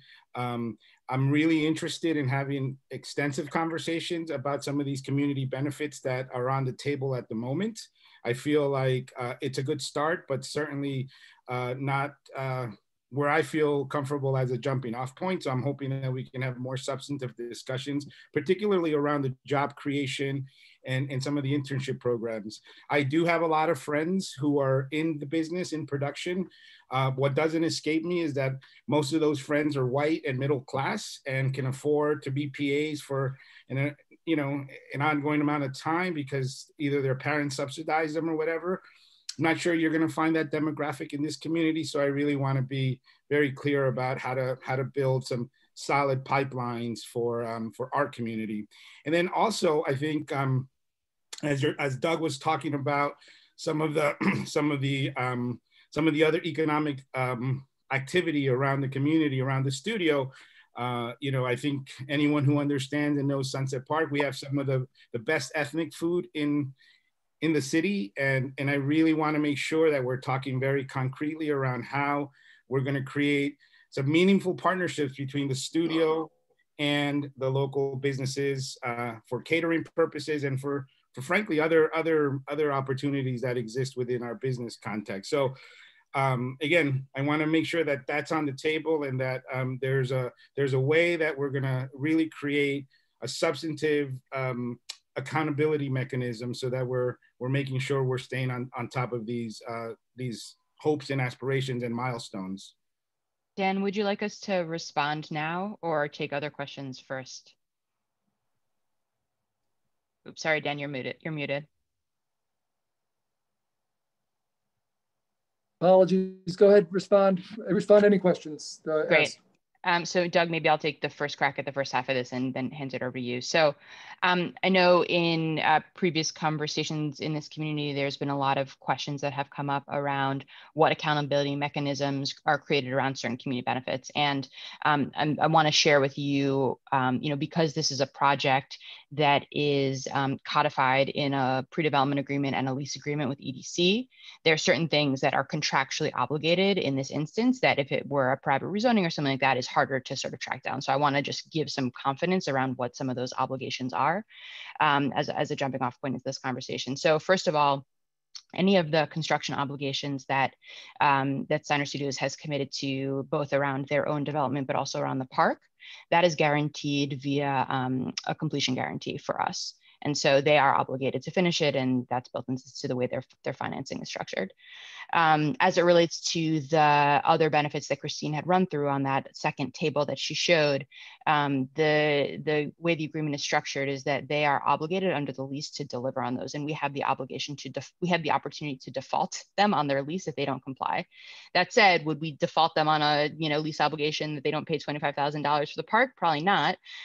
So what we've done is actually put in liquidated damages for those benefits, so that anything that they don't actually fulfill as it relates to one of those annual monetary benefits, they pay to us plus a penalty.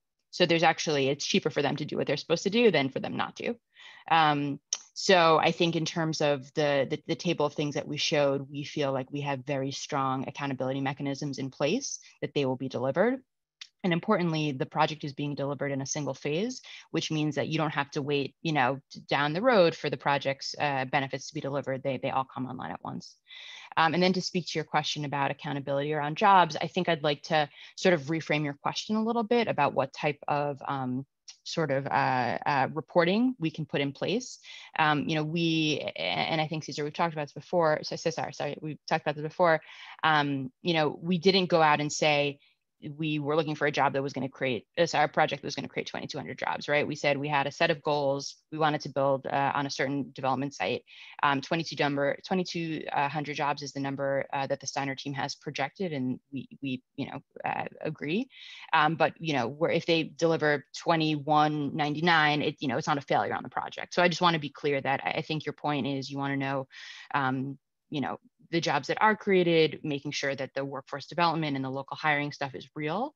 And so I think we can sort of moving forward, talk about what those look like, but I just want to be clear about what is actually an obligation as part of the project to us, which is the construction and the benefits that we talked about in those tables, as opposed to the jobs, which I think we can talk about them a little bit differently. And Doug, I'm not sure if you want to add anything to that.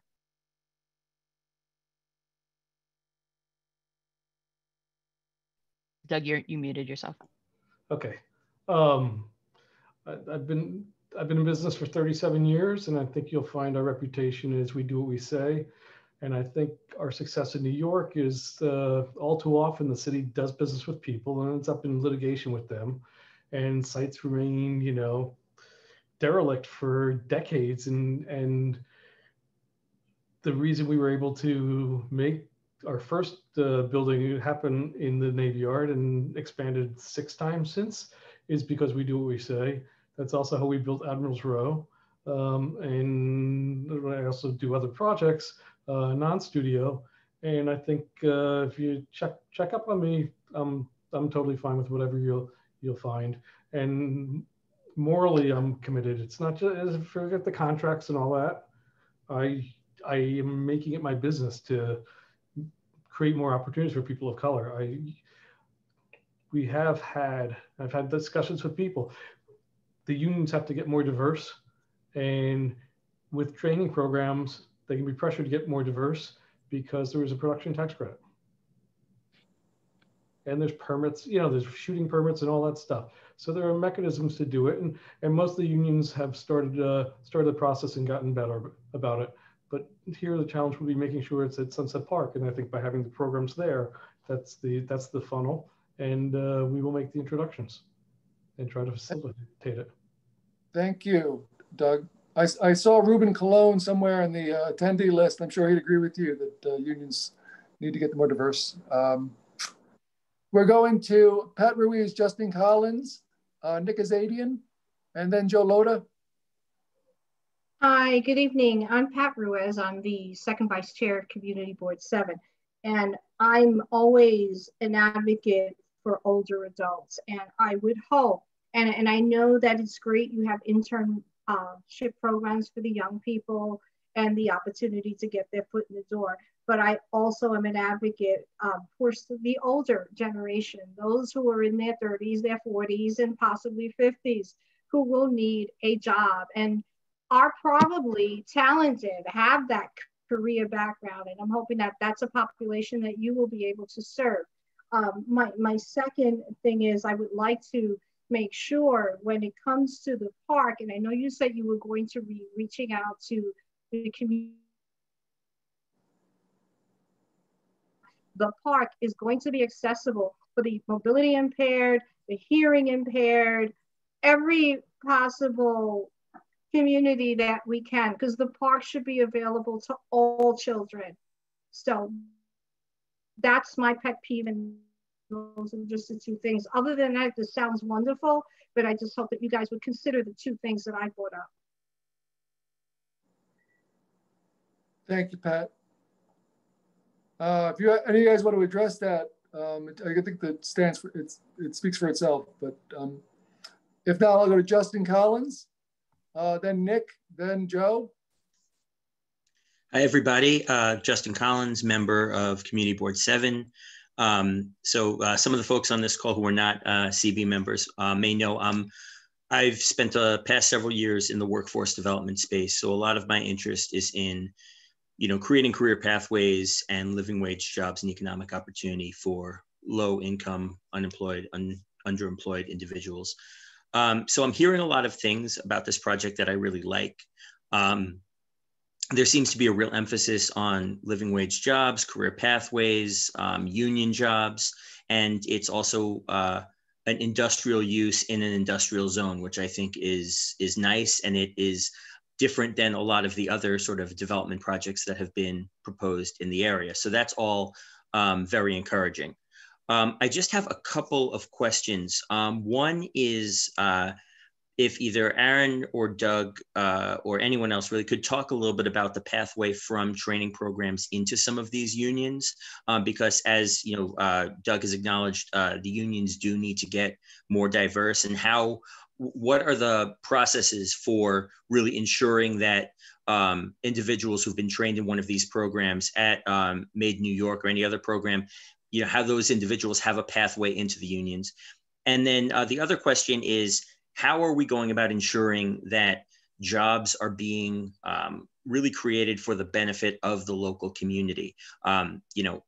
This community is living near a heavy industrial zone. They're dealing with the trucks, they're dealing with the noise, they're dealing with all of those sort of negative externalities. that can be created by some of these, industrial developments or even things like Steiner Studios. How are we ensuring that local residents are the ones who are getting priority for some of these jobs as they're dealing with some of these other impacts of them? So I could tackle the first part of Justin's question for sure, in terms of the way into the different unions, and there are many of them. The PowerPoint that Doug and his team prepared were about sort of two of the larger ones, Local 52 and 817. 817 are the Teamsters, and Local 52 is IATSE. The pathway to those jobs was actually getting some work in the field, getting your legs underneath you, having some work experience, and knowing what happens on a job set, and then applying for those opportunities. The single greatest determinant of whether you're going to get into those unions is some work experience, but actually a lot of work in New York City. When there aren't projects, and this is true in the construction field as well, when there's not work, the members aren't voting people in. But when there are opportunities, and when they're very close to full employment, and that was highlighted earlier in the presentation, they need workers. They add people to what's called being on the list. So you get, even if you're not in the union, you're getting union wages, and you're getting union scale, and you're getting the opportunity to continue to learn. So I think the incentives and the benefits and the efforts of the Mayor's Office of Media and Entertainment to ensure that more production is being shot here, making sure that New York City is production friendly. That doesn't mean you have to roll over for production. That means you have to make sure that those opportunities are available. So the more that's being shot here, the more that we're learning that sort of the greatest set in all of the world is actually New York City. The studios are nice, but the city's better. And the more production that's being shot here, the greater pathways to employment are there. One of the things that we've been able to do over 14 years of running the PA program, and now 3 years of running the post-production program, is like we get our graduates work. Our graduates shine on set. They shine in productions, and they get the opportunity to get called back for work, and they get the opportunity to apply for the union participation. And then quite frankly, they're impressive union members. And when you're an impressive union member, you then get to vote the folks in. And I think what's most important is making sure that the environment is free and open for productions, but holding the feet over the fire of the unions. Like the construction industry, some of the locals have been less friendly in years past to people of color, and I feel like programs like BWIs have been able to show them that if properly trained, properly invested in, that the workers of color who maybe their uncle or their dad or their brother weren't in the union are still very, very capable workers. And continuing to invest in training levels that playing field. The unions need more workers. And New York City, unlike a lot of other places where production is being wooed, including with tax incentives, is a union town. And that's what ensures those high wages and the union membership. And I think just investing in training, continuing to make the city available to production will continue to keep those pathways open. Thank you. And the second question around how are we ensuring that local residents are, getting, whether it's priority or just at the very least getting the notice they deserve and the attention they deserve when it comes to these local jobs that are being created? I feel like that's more a function of the tenants of the studio, more so than the operators of the studios. I will say this though, like when Steiner has made introductions for my team, some of whom you might know, Justin, when they make introductions to a certain production and they say, we really want to hire someone from right around the corner from Ingersoll or Farragut or some of the, the public housing that's sort of walking distance to Steiner's footprint over at the Navy Yard. Once they create the opportunity for us, then we're able to fill it if we've been able to train someone from that neighborhood. The reality is the best workers are going to get called for more work. There's people on this Zoom that work in the film production industry. They know that. It's the folks that shine on set are the folks that work the most. They're the ones that turn down work and share it with their friends when they need to. So we're trying to position all of our grads to be those people that get called back, and we'll do it. When you have a hotel like Steiner for productions that's making introductions and then the productions are clear, about keeping an open mind, then BWI could be an intermediary, or others could be an intermediary, and ensuring that local residents, whether that's defined by a zip code or defined by a certain demographic, could be able to be offered up to those jobs and those opportunities. What we're going to need to work on in Sunset Park in particular is making sure that there is knowledge and pathways into programs like ours and what other sort of women in film programs that are going to be put in place, RealWorks and other folks who are trying to do very similar work. We've got to make sure those pathways are known throughout the community and those opportunities are available. And I feel like that's where Community Board 7 can play an active role in helping get the word out about these opportunities, the timelines. That's where the available physical footprint that Steiner's going to make available.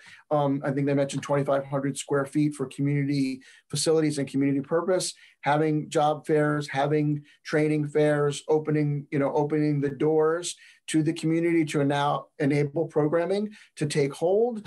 That is the foundation for ensuring that people have access to the training opportunities. All of BWI's programs are free, but people need to help other people find us. And we're going to need the community's help, and we're open to doing that. There's no meeting that we won't go to. We have staff who are knocking on doors, looking for the right people to put into a training program. That's the first step, and I'm confident that CB7 is going to hold the developers' feet over the fire. But I feel like if CB7 also is true to their word, we'll get more young people into the program activities, and they will shine over time. Thank you, Aaron. I just want to the point that you were just addressed, Justin's point.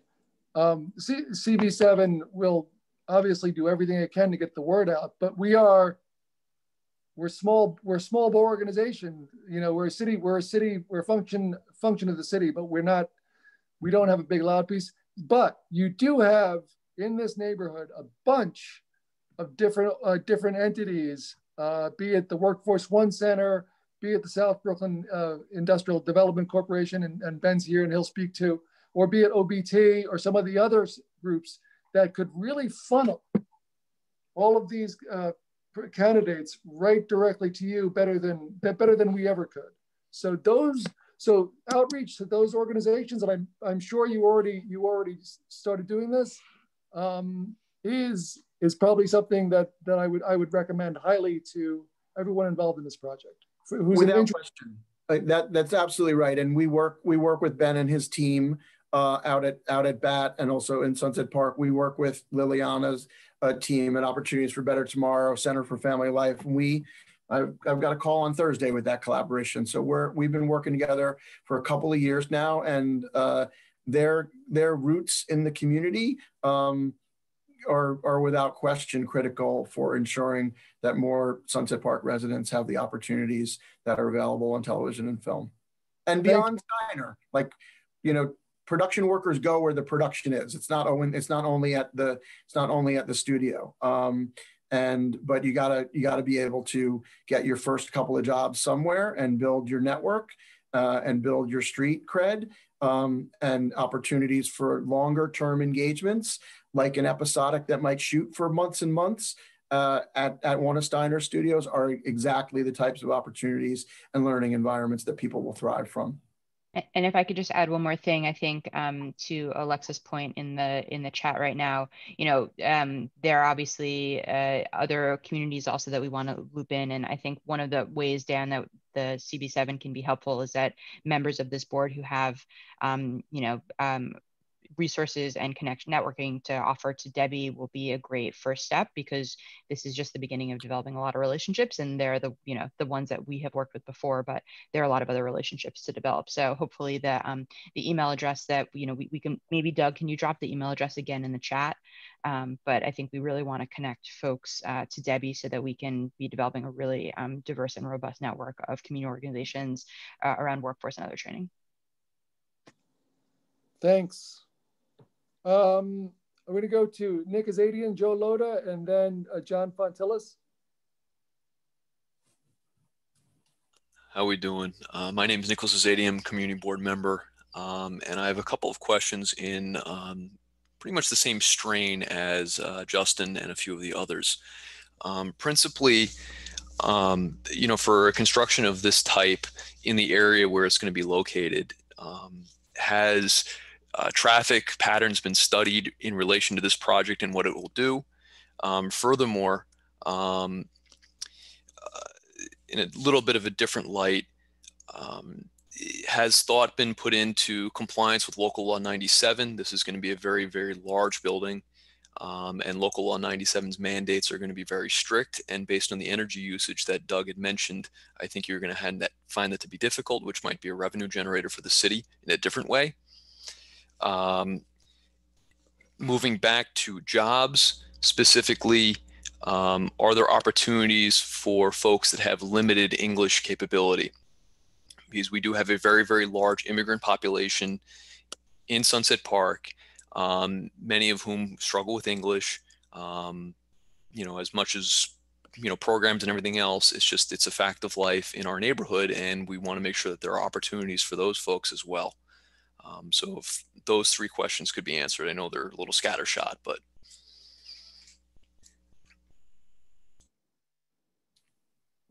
Who wants to take a shot at that? I can certainly answer the question related to. What? I'm sorry, Aaron. So we'll do that. We'll do that one first. Can anyone answer the first question? Nick, was the first question about Local Law 97? That was the second question. The first question was in regards to, has traffic been studied in relation to this type of project? I think in the rendering, you're showing a number of trucks along First Avenue, and, you know, already, you know, Sunset Park is struggling with traffic as an issue.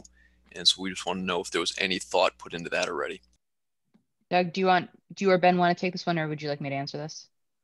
You could take it. Yeah, so we're obviously, you know, we're only a few months into this deal, so there's a lot of analysis moving forward. You know, there was a preliminary study that looked at the final traffic related to existing conditions, and because it's an industrial site, there obviously is an existing truck traffic pattern now, that this is not a large increment on top of in terms of the trucks. It will be in terms of cars, but that analysis is still, you know, the analysis across the board for the project is still forthcoming. But as they dive into their pre-development period, there'll be more information and analysis that will be done. And will that analysis be shared with the public, or will that be kept as an internal document to the EDC?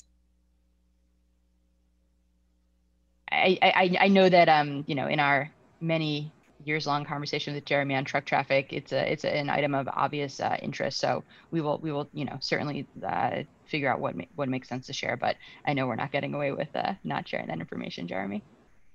I also want to add, most of the traffic is really off hours because these people start at 4 or 5 in the morning, and the day runs till 8, 9 o'clock at night. So it's very different. We have a lot of people coming by bike, a lot of people by subway, and hopefully Sunset Park residents are walking. And I also want to mention, I don't know the conclusion of this, but we've been in conversation with New York City Transit about their Brooklyn bus rerouting, and have highlighted the job centers that are being created at SBMT and at Bush Terminal. So hopefully that will be reflected in their new planning as well. Quickly on Local Law 97, portion of the next question. Doug or Ben, do you have something to say about that? I know we're still working through sort of Local Law 97's application to the city's portfolio, but I don't know if you guys are there yet in terms of your design on this one, because we're so early still. Frankly, we are not, but you know, we will comply with law. It's tough because of the nature of our industry, as you picked up from the presentation. So hopefully over time, LED lights become LED. So it doesn't drain the same amount, doesn't need the same cooling, but that's a ways off. But the lights have improved vastly from what they were 5, 10 years ago. They were being made and not great, but more and more are going that way. Okay. Nick, did you have a third part of that question? That Aaron, I think you were going to address? Yeah, just on the language access issue. So currently, our skills training programs in television, film production, and post-production are only offered in English and they're not in multiple languages. We have for other training tracks, including our commercial driving and our cable installation program, worked with other adult education partners, including the Fifth Avenue Committee, and got significant referrals from Center for Family Life and other Sunset Park based community organizations, done what's called bridge programming. So aligning ESOL and language instruction with an eye towards entry into a workforce development program. So we have assisted non-native English speakers learn the technical lingo and vocabulary and conversational English to be able to get your commercial driver's permit, which is not like getting your regular driver's permit. Your regular driver's permit, it's like you got to get 75% of the traffic signal, multiple choice questions right. The CDL permit is like a phone book of technical information about air brakes and safety and gross weight and things like that. So we've used that immersive adult education structure to be able to sort of widen the pathway for more non-native speakers. But for the most part, there's a lot of non-English content that's shot throughout the boroughs. For the most part, your conversational English needs to be pretty strong to navigate a career in the production industry. We don't currently have the resources today in hand to build a bridge program, a language-related bridge program into our production assistant training program. We have lots of foreign-born New Yorkers for whom English is not their native tongue, but they are relatively fluent in English as they navigate into our program. So in the future, we'd be very open to working with philanthropy or government to build additional on-ramps into our programs that involve English language immersion with a particular focus on this industry, but I can't tell you I have it today. I'll say one last thing and then I'll yield my time, but I would say it would be incumbent on this project to do so, just because there is a vast number of folks in this community that English is a problem where, we just do not have the resources to, in a community or, on a citywide basis to facilitate that. And if you truly are interested in offering the jobs to folks in this community, that needs to be a cornerstone.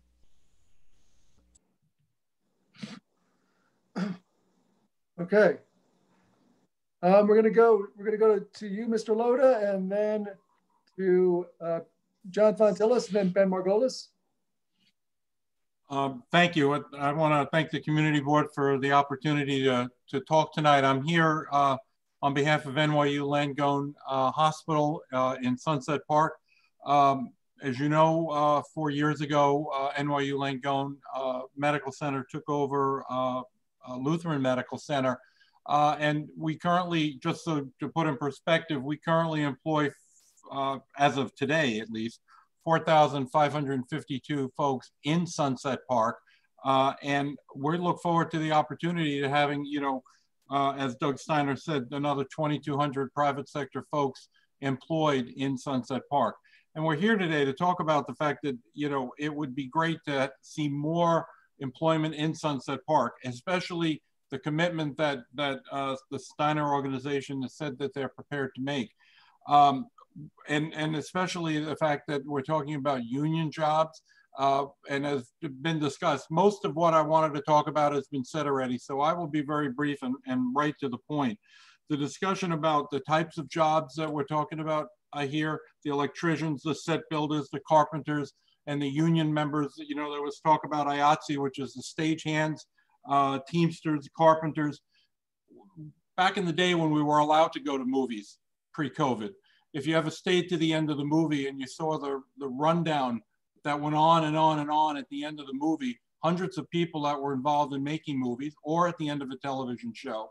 There were about 10 actors in the show. And after that, all of the hundreds of workers. Those folks are the folks that are going to be hired at a soundstage in making the show, whether they're, the stagehands, the carpenters that I talked about, or the seamsters, or the tailors, or the set designers, all union members, all as you go through would be making on average anywhere from $75,000 to $90,000 a year. And what I have seen, and I think this is the important part, and as I can't remember where she is, if she's still here, Katie from the Brooklyn Navy Yard. And if you talk to Hank Gutman, who is the chairman of the Brooklyn Navy Yard, the commitment and the commitments that were made by Doug Steiner early on at the Brooklyn Navy Yard, he's gone far beyond the commitments that he made when they moved to the Brooklyn Navy Yard. And so that his word, when he says he's going to provide minority employment, when he talks about going into the community to provide those types of jobs, he's gone far beyond that. And I think it's really important to understand that when Doug says he's going to do something, he's gone and he's done it. And I think his word is really, really important to see that. And if you get a chance to go see what he's done up in the Navy Yard, it's a perfect example of what he can do in Sunset Park, because I've seen him do it in the northern part of Brooklyn. I didn't know he can do it in the Sunset Park area as well. So I'm just here to just say, on behalf of NYU Langone Medical Center in Sunset Park, the opportunity to see this happen in the neighborhood where we are trying to make a difference and we want to see it make a difference. I agree. And for those of us who are involved in Sunset Park and in other parts of Brooklyn, the opportunity for the community, the opportunity for the jobs, the opportunity for all types of folks in the neighborhood to be able to become employed and to be able to see a new park and new opportunities, I think is absolutely fabulous. I also understand the need for the traffic. One thing I might add, given the fact that it's on the water and given the fact that the construction that'll be going on, I will tell you, when a lot of the work was done at the Brooklyn Navy Yard, a lot of the construction materials and everything else were brought in by water. The same thing will happen here because the project is on the water. The construction industry will bring it in by water, and because it'll save a whole lot of time, it'll also save a whole lot of money in doing it, which will keep the trucks off the road. And that's the way the project will be done, because it'll be done faster and it'll be done less expensive. So it'll help with the project, with the problems with the roads. I know it very well. When I go there early in the morning, when I have the traffic problems that are on First Avenue, I can tell you they're horrific. And I experience it myself all the time. So I'm here to support the project on behalf of NYU Langone and look forward to the opportunity of working with all of the community to see this project happen. Thank you. Thank you. Ben and then John Fontillis, or John Fontillis and then Ben. I'm not quite sure which order. Ben, do you want to go? Go ahead, John. You're the board member. Hey, all. John Fontillis. I am the chair of the Land Use Committee, Land Use and Landmarks Committee of CB7. So I'm a little bit off this because this project is being shepherded through Dan's committee. So I'd just like to add a comment on my own as a member of CB7. Doug, thank you very much for showing those historic maps. It was good to see because it shows you understand the historic symbiotic relationship between the upland residential districts and the manufacturing warehouses that were built along the waterfront at last generation.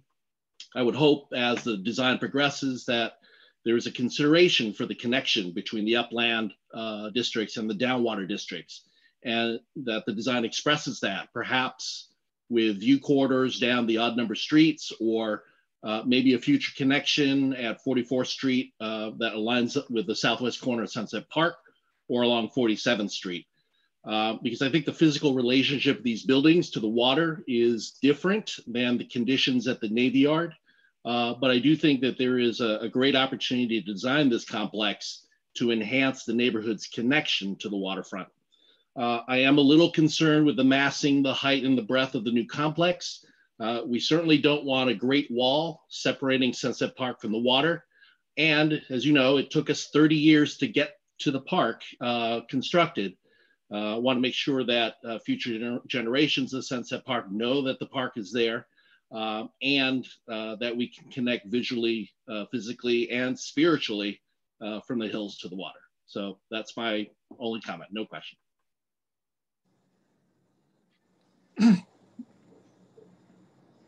Okay, Ben?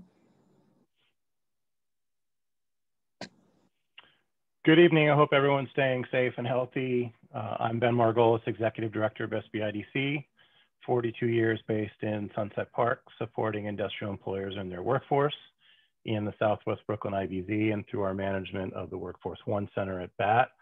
I just want to quickly say, I don't want to take too much of people's time, it's getting late, but just want to quickly say that SBIDC is a big supporter of this planned investment. That support is centered on the potential business opportunities for Sunset Park industrial businesses and quality career opportunities for local residents, with Steiner, with future tenants and studio users. And I want to make sure that CB7 knows that SBIDC is here to help make sure connections to local business is easy and it's constant, and to help implement and enforce commitments. We know, but maybe more importantly, many Sunset Park IBZ businesses, steel fabricators, food producers, lighting designers that do work across the city have told us how engaged Steiner is in local economic development, how it's always preferred local businesses to perform services, how it helped advance the Navy Yard master plan, and people forget the state of the Navy Yard was in not so long ago, and how Steiner has remained an anchor for that campus, and how it's partnered long-term with providers like BWI, Brooklyn Workforce Innovations. And we've been super impressed with their proactivity around finding ways to support the Sunset Park working waterfront. It's also really worth remembering that just a few years ago, contemplating this type of as-of-right, ground-up development was unheard of, especially at Bush Terminal. Just covering the cost of site prep and resiliency is way too significant for many industrial developers, especially after Sandy damage. So it's been a really long haul to get that campus moving. So to see these parties come together on an agreement that creates another anchor and reaches beyond, the campus walls is really outstanding. So, in sum, we're here to help and we're here to partner, and are excited to do so. Thank you, Ben. I bet those guys, no one has any comments from EDC about that. Thank you. But Marcella Matayens, I saw your hand. Marcella, then I see John Santori and Jeremy. Yes, thank you. I was having some technical issues. That's Assemblywoman-elect Marcella Matayens. Congratulations, Mark. Thank you. Thanks for being here. And I just have a couple of questions. The EDC land with the Made in New York, I'm curious as to the adjacent property that's not part of this project. And does this development stop others from developing on the site? Sorry, my cat just took my headphones away. I had a question about also there was a EDC board member who was concerned about the numbers of the jobs, if you can talk a little bit about that too. And also just wanting to understand the capital budget that was allotted for this, and then the price going up a big amount, and a subsequent capital budget, and how did that come about? Why did it go up so much? And does that change what's being proposed on the project? Julie, did you want to jump in on that? Yep, absolutely. Congratulations on your election, Assemblywoman-elect. I just wanted to make sure I'm answering the right question. So in terms of the question about the EDC land and the adjacent property, can you just give me a little bit more information about that question, and I'll be happy to answer it. I want to make sure I'm answering the right question. Sure. I mean, I just want to know what if EDC has any future plans, or what's going to happen if this project moves through. Does that, or will it in any way impede the development or the use of that other land for something else? Sure. So let me know if this clarifies your question. If not, Christine, I'm going to ask you to throw the map back up, but let's just see if this is clarifying. So when Christina originally showed the map, there were sort of two sections of the campus, the North Campus and the South Campus. The South Campus will be the focus of the Steiner Studios project. And if you look, the use that wraps immediately around that south portion of the campus is also actually part of Bush Terminal. That's the 51st Street rail yard.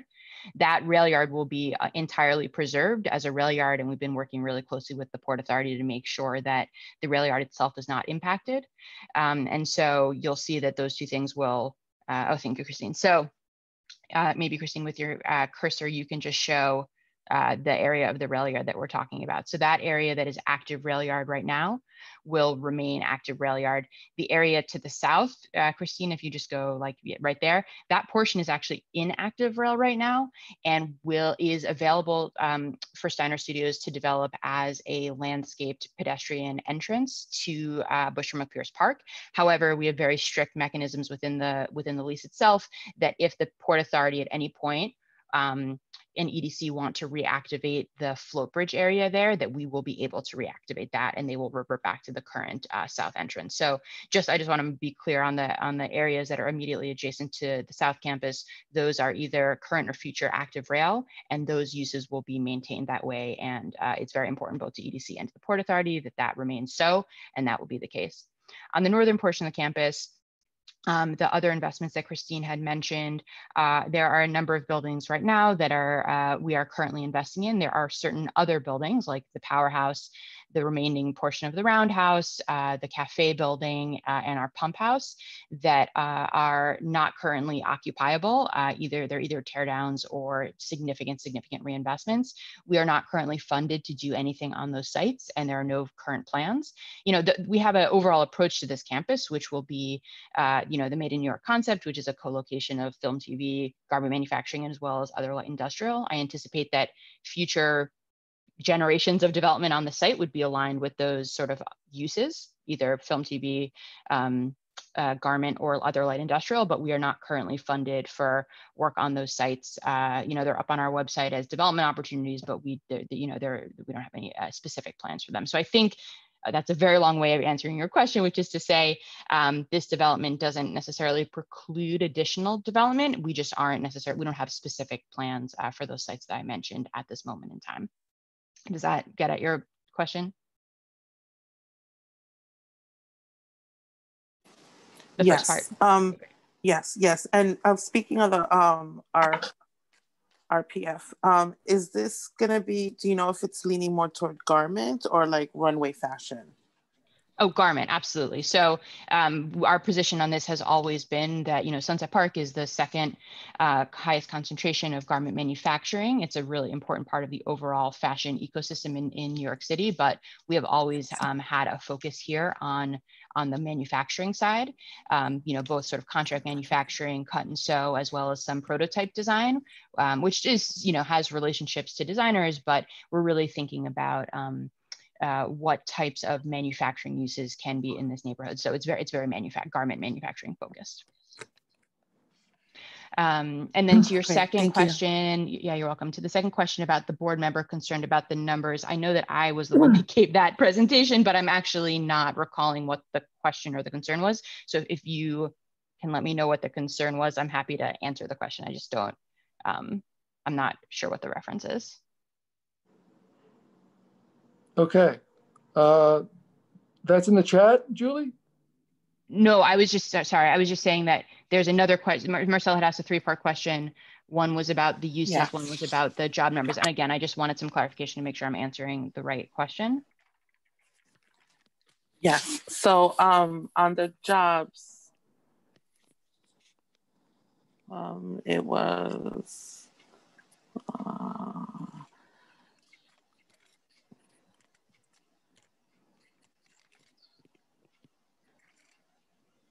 it was just concern around the numbers. And if so they were, if I'm remembering correctly, and tell me if this is a question, I think that there was a question that came up about someone being concerned about how unionized the workforce was, and there being a little bit of a trade-off between job accessibility and unionization. Does that sound right? That was the main question that we got around jobs during our board meeting.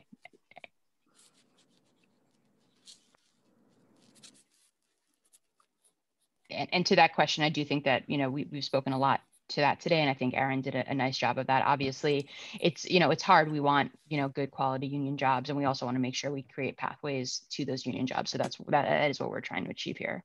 I hope that gets at the question. Partially, it's about ensuring that the jobs come to the community. Sure, absolutely. And look, I think we, you know, for the jobs that are being created directly by Steiner Studios, they are going to be obligated to our Hire NYC program, which works with local workforce development agencies such as the Workforce One Center at the Brooklyn Army Trumbull SBIDC runs in order to fill those jobs. And then to the other points that we have been making throughout the call, you know, we're going to try to create as many partnerships with local workforce organizations, and to Alexa's point in the chat, you know, make sure that we're expanding that into a much larger network so that we can get as many referrals and as many relationships in place for job referrals. And then to the third question was around capital budget. And I think you're referring to the fact that on the North Campus itself, the original project was announced at 136 million, and over time has increased to 218 million. And you know, that's something that's been in the city's capital budget for several years now, and that was increased both due to an increase in scope around resiliency. I think Ben made reference to Sandy and making sure that we had, you know, we're properly making investments in resiliency. When the original budget had been announced for the state of the city, we realized later we had not included a scope for making sure that we were properly wet and dry flood-proofing the buildings we were investing in. There was also, you know, as we refined the scope of the project and did additional cost estimates, there was additional money that was required to meet the needs of the project. Thank you. Okay. John said, I'm sorry, Doug, go ahead. Sorry, I just want to say, people are writing me on the chat thing and I haven't figured out how to, the email address is Sunset Park Community Input at steinerstudios.com. That'll come to me, that'll come to Debbie, that'll come to our whole project team. I can't figure this out. I'm really low tech, so. No worries. I can't answer anyone who's writing to me. I can barely figure out how to see the questions. That's Sunset Park Community Input as one word. All one word, no punctuation. At steinerstudios.com. At steinerstudios.com. Thank you. Okay. Thank you, Natasha. We're going to John Santori and then Jeremy. Hi, everyone. Thanks. Thank you for being here, everyone. I just want to say my name's John, and I'm one of the community members who's raised a lot of concerns about this project. But I really want to say that I consider everybody here to be operating in good faith. And I hope that as part of our nation's transition to a new kind of politics, we can keep in that spirit. So I just wanted to say that, but a couple of specific questions, and then I would just like to confirm who we can follow up with for more questions. But the 2,200 jobs on the South Campus, I would like to confirm what the estimate is in terms of how many will be net new jobs. That's the first thing, versus jobs that are relocated from elsewhere. The second question, and this is also for, I guess, Steiner or for Brooklyn Navy Yard, can we obtain specific workforce, job training, and local economic impact data for Steiner at Brooklyn Navy Yard? So if we were to reach out, can we find out, can we quantify who's working for Steiner, where they came from, and also how Steiner has impacted the local economy? And then just my questions for EDC. Can anything be changed in the lease at this point? It's been described as a pre-lease. Is EDC able and willing to change any parts of that lease? The second question for EDC, again, is there any use that is precluded by this plan or the North plan? And I think you said no. I just want to confirm that the answer is no at this time. And then the last question is, does this plan meet any of the goals of the Climate Mobilization Act, the CLCPA, or the city's comprehensive waterfront plan? or does it not align? I'm wondering how it could align with those, considering it was from it's a 2017 plan. So I will leave it there, and I look forward to following up and to continuing this conversation going forward with everybody. And thank you all very much for being here. Doug, do you want to take the first two questions about the jobs, how many you expect to be net new, and about whether there's information to be shared about impacts from the Navy Yard, and then I'll take the other three. You're muted.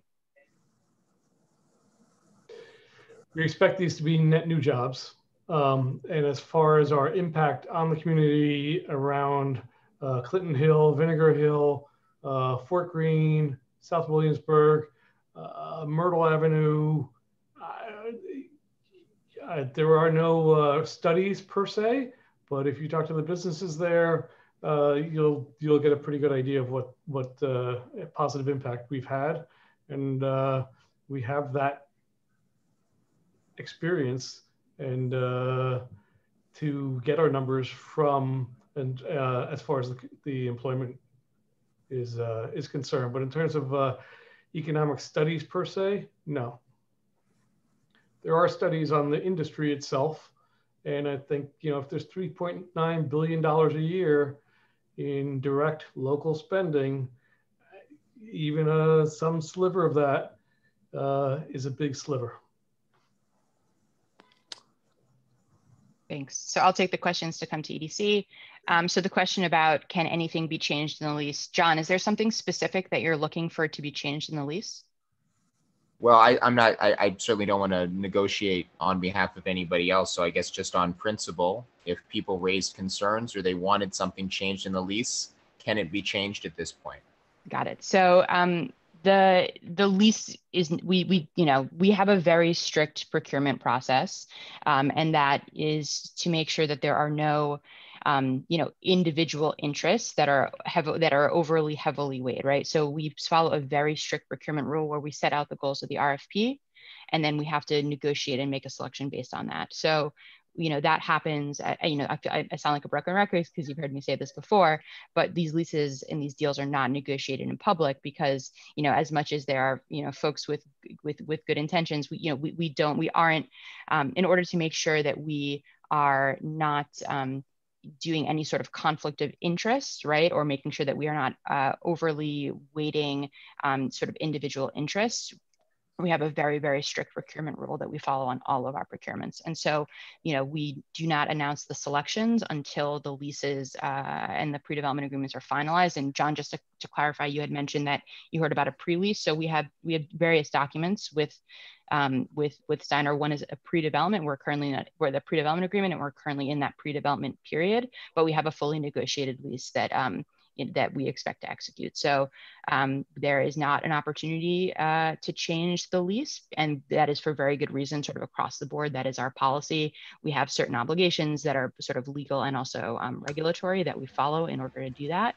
That said, I think we did outline in the presentation, or Doug outlined in his part of the presentation, some very specific open-ended portions of the project that are still sort of open-ended that we're really looking forward to having a lot of community input for. So, that's what we'll state. But I think, if you sort of zoom out from the specific project, there's a lot of really good reasons why our leases sort of have to happen that way. And we do it, sort of avoidance of conflict of interest and to make sure that we adhere to the goals of the project. To your second question about any uses that are precluded, I think I mentioned this, that we obviously have an overall concept here and also our overall strategy for the portfolio, throughout Sunset Park, which Christine mentioned. Again, I'd ask, is there a specific use you're interested in that you're worried about being precluded? Well, again, I'm not speaking for anybody else here, but if we wanted to build a 4-story manufacturing hub for green manufacturing in relation to climate adaptation and mitigation, and we wanted to put it over the 51st Street rail yard, could that happen here if we wanted to demolish the powerhouse and use it to make solar panels? Could that happen? Is there anything structural in the way this plan is being designed that would prevent those kinds of more heavy manufacturing? Again, not speaking for anybody, but just trying to connect the dots.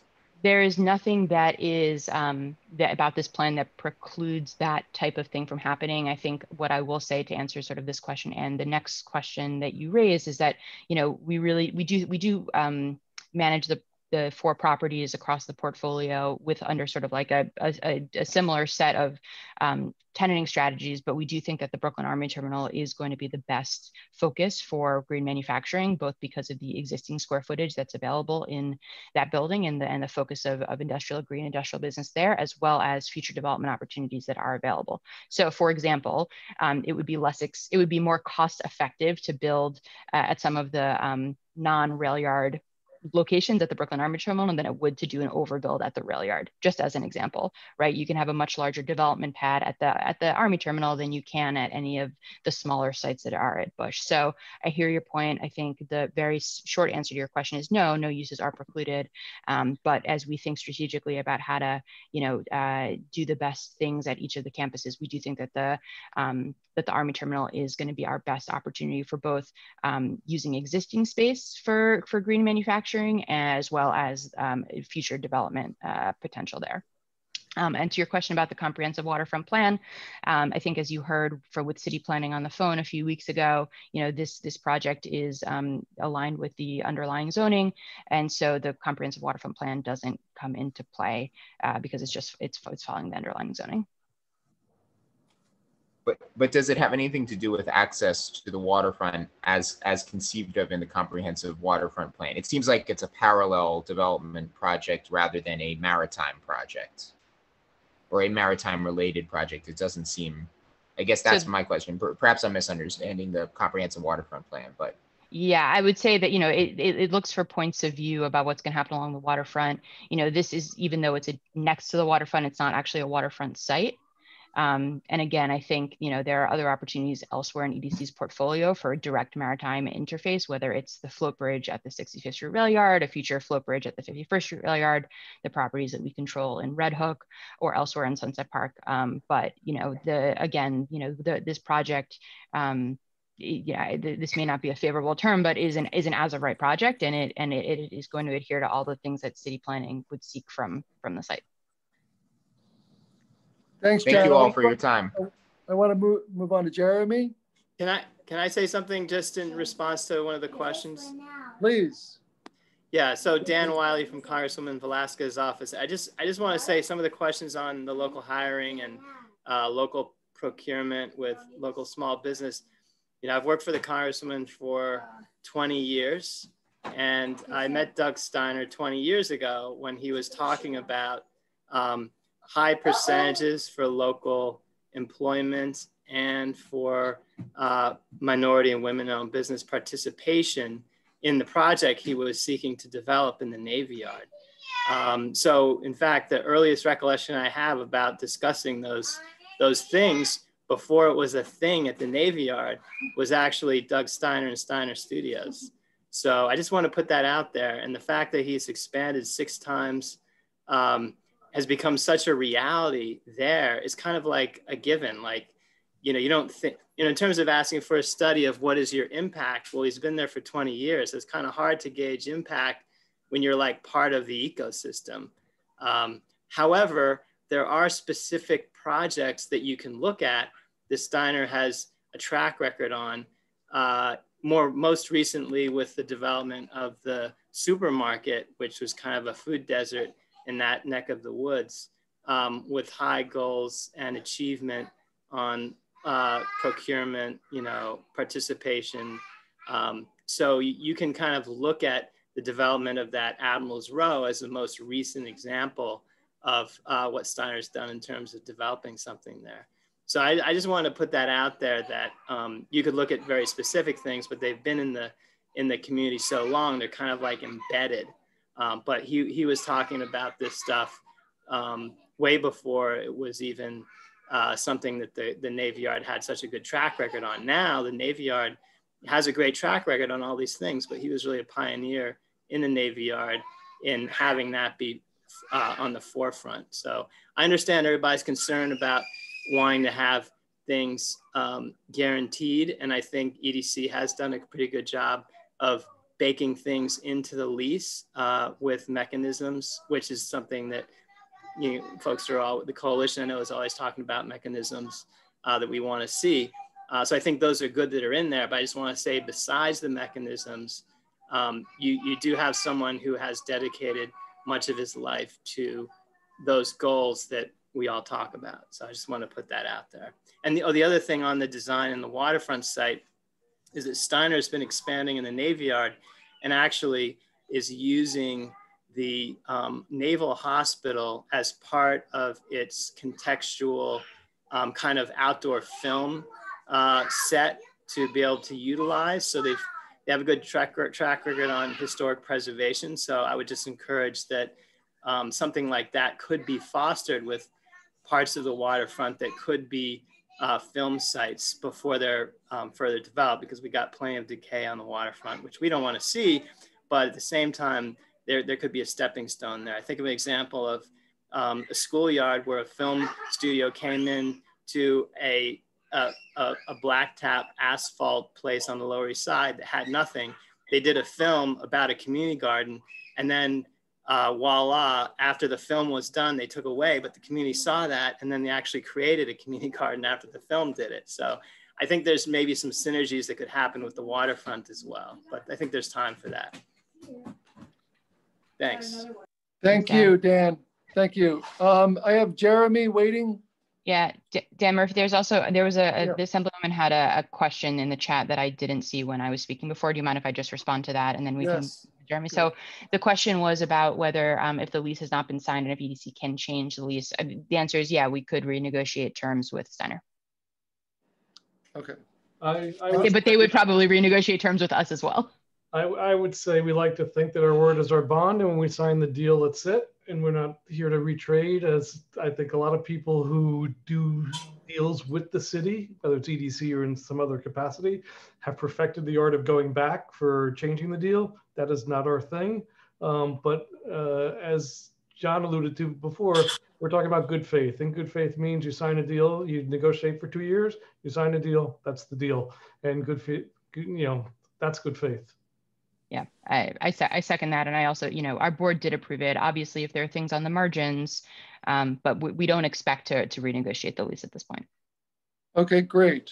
I just want to have a question of my own just about the parks funding portion. That's within the lease? Is kind of in lieu of, because it's not like a property tax or anything. No matching funds from any agency on that. For $25,000 is better than nothing, but $25,000 for a park that big and with that much potential is a little paltry. So that's it right now. For right now, yeah. Okay, that's all. Jeremy? Let me just clarify. You mean Jeremy Kaplan? Yes, the other Jeremy. That's right. Sorry, Jeremy. He's unmuted now. Yeah. Hey, I'm a documentary filmmaker in the Sunset Park community, and I was curious about what Steiner Studio has done so far for outreach to local filmmakers. I feel like so far, not a lot of people in the community, and most of the filmmaking community, I think, in Sunset Park is mostly documentary filmmakers, has been involved or heard too much about the project. And I think one of the big important elements about hiring is the type of productions that Steiner Studio hires, and larger corporate Hollywood, Netflix, Amazon Prime, Amazon stuff. Those productions are most likely not to hire locally. And so what kind of guarantees are there about basically making studio space affordable for local production, bringing in local, talent, local production and things like that. And also, what is the smallest sort of soundstage studio space and also post-production space that makes it viable for a lot of independent filmmakers? Because massive studio spaces, a lot of independent films, aren't going to need, hundreds of thousands or tens of thousands of square feet of, green screen space. And, they're not Scorsese productions, but yeah, so what kind of outreach so far, and what's the data from the Navy Yard about local filmmaking, local production studios, and who has been brought in and used the space. I'm curious to hear more about that.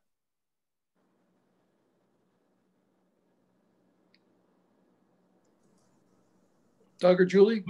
We have not designed our building for the documentary world. We are more show business, not show art or show learn. And I know that we have stages going down to 3,200 feet. I don't think you've ever called to get pricing, but I'll be happy to put you in touch with our booking department. We are active in the film community and big enthusiasts for independent film and documentaries, but our number of independent films is getting less and less as film generally is getting less and less, and TV is taking over. Cinemas are dying. So I'm not sure where that business is headed, and we have not geared our business to serve that. We certainly support it, but we do not gear our business to serve it. Okay. Doug, when you say cinemas are dying, I mean, are you talking about movie houses in general? Or are you talking about feature films? I'm talking feature film in a cinema is really the future. It'll move slower than it'll. Nobody knows if there'll be cinemas 20 years from now. Well, I hope you're wrong, but so I want to see if there's any more hands up from. Zach JC has his hand up. Yeah. Oh, I'm sorry, Zach. Welcome back. I mean, you never left. Zach, go ahead. Hey guys, thanks. I've been listening to this at work on a film set that featured 3 Made in New York campus graduates. I'm not going to go through all the accolades and all the things that have been created by Steiner Studios and the Made in New York program. I mean, I can't speak enough about their worth.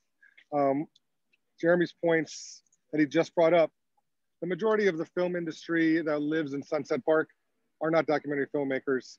We are film employees of all sites, all sets.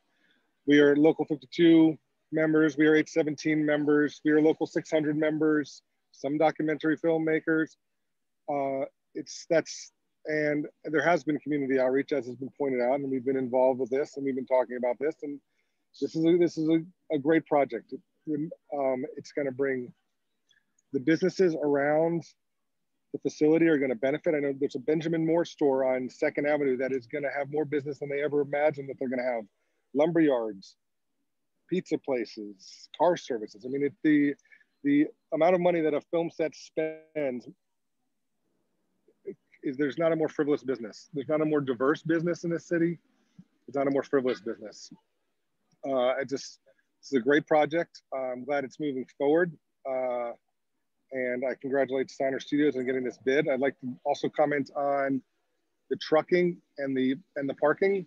One of the things that Steiner Studios separates themselves from all the other stages in New York is that they provide off-street parking for all of the crew vehicles and the trucking, and the trucks come in once in the morning, off hours, early mornings, filming starts, and they leave late at night. It's not going to be a constant flow of trucks going back and forth like a last mile distribution center. Cars go in the morning, they stay all day. 2 cars go in and out as the day goes on, and everybody leaves at night. It's really the impact to the traffic is quite minimal. Yeah, thank everyone for being here. This has been a great discussion. Everyone's brought up good points. And I would move that the committee votes to pass a motion in full support of this measure. Thanks.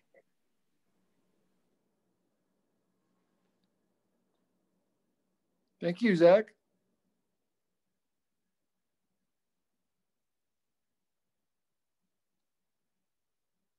It's very quiet in here. All of a sudden, so are there any more comments or questions from anyone? Sorry, anyone here? I don't see any hands up anymore. I don't hear Jeremy's voice. Jeremy Laufer, I don't see any hands. Okay, good. I thought I was alone for a second. I don't know sometimes, so I can't see. That's what mute gets us. But Zach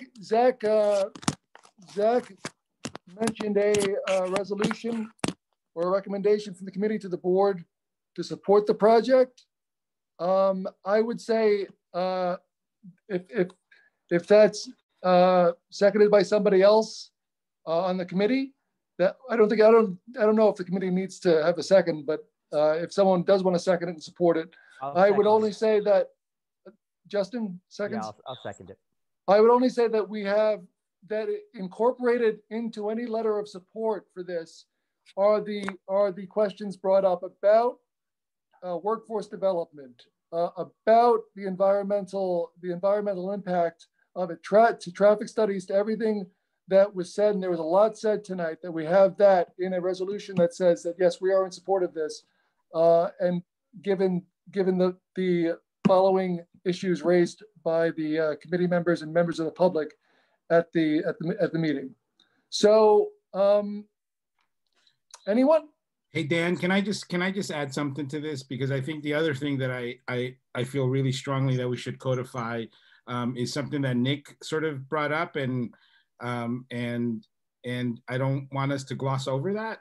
The language access, the diversity, the race equity framing of all of this. I think I would love that to be codified into this, because I think Nick is absolutely right that the language access is something real in our community, and we can't continue to do business as we have in the past, which is not taking that into account. And also, it is true that, and so the race equity thing for me is important, because it is true, and I think Doug can confirm this. You know, we need to be doing better to create pipelines of you know, the non-dominant culture folks into the business. Yes. I will say just on that, because I did mention his name before, Ruben Colon from the Carpenters Union was here. He said that 41% of carpenters are people of color, which is well, just a factoid that Ruben brought up. I wanted to give that some voice too. But yeah, so though all those points would be incorporated into a resolution in support of the Steiner Studios. So is there, I've never done a vote on Zoom before, but if there is anyone who does not think that is, and it doesn't matter if you're a committee member or a member of the public, this is a committee meeting, so I want to hear all voices that as committees, and please bring that up. If someone believes that with the stipulation, with no stipulations, but with the issues raised tonight, that we should not. John, I see you. I'll take a comment from you, John.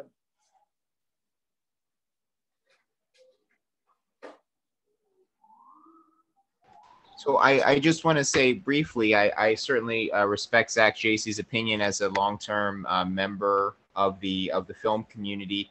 I do think it should be pointed out for the record that in September, there was a resolution that was passed 30-3 by the full board. Now, I know that did not go through this committee, and I'm sorry it didn't go through the committee. There was not an opportunity to go through the committee based on the very short time frame, which was not publicly shared by EDC, that the board was going to vote on this on in September. But the full board asked for the EDC board of directors not to approve any major development deals on this site until the community had been more involved.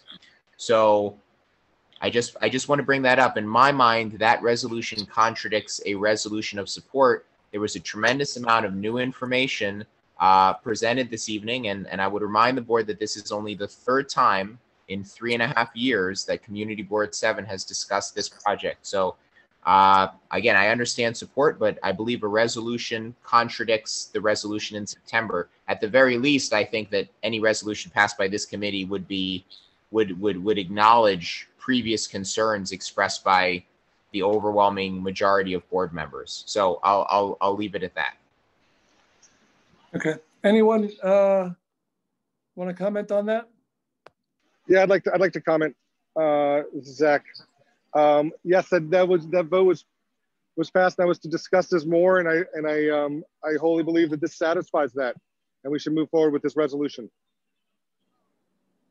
Zach, you voted yes on that, didn't you? Yes, it was to have further discussion. It wasn't yes, but I think that that has been satisfied, and we should move forward with this resolution. I didn't want to bring it up, but that's also an issue with with the point of having discussions like this, which has been a good one. Right. And Marcella's hand is up as well. Yes, Marcella.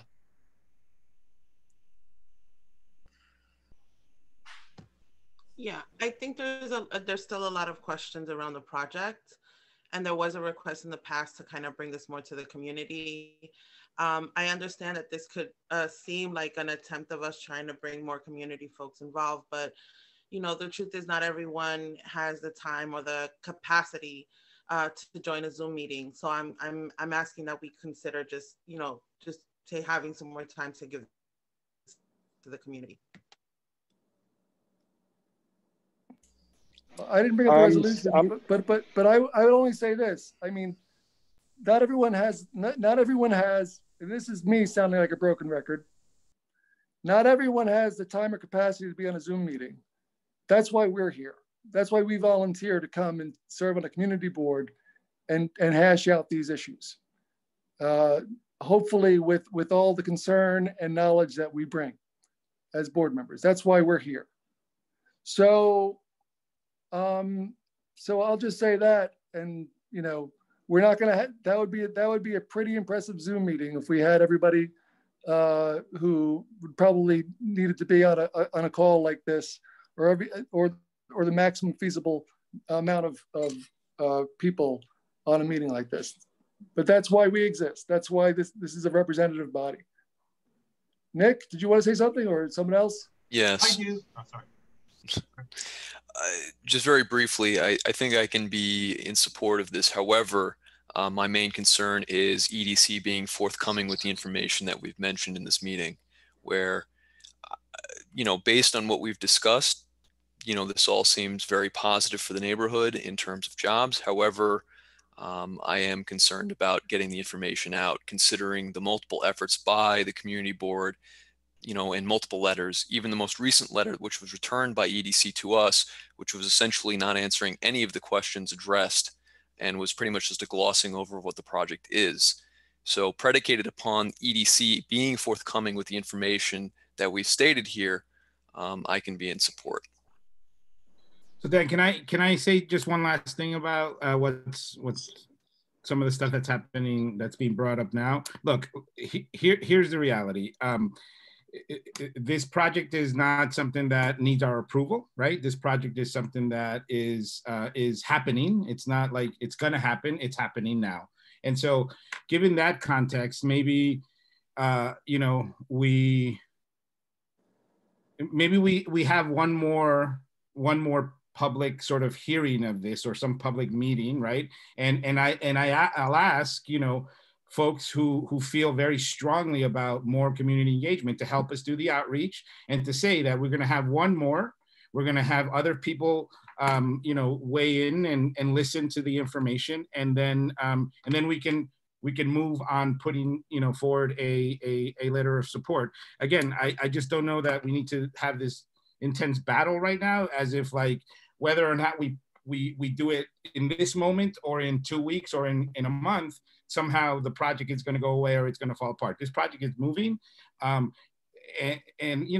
really think that more engagement is not a bad thing. I think it's a good thing. And given everything that we know about the way that this project is progressed, and it's going to progress, waiting another couple of weeks, but really sort of deciding that, once we do another community engagement, we'll have heard from, I think, Dan, you're absolutely right. It's not, folks have other things that they're worried about and they prioritize.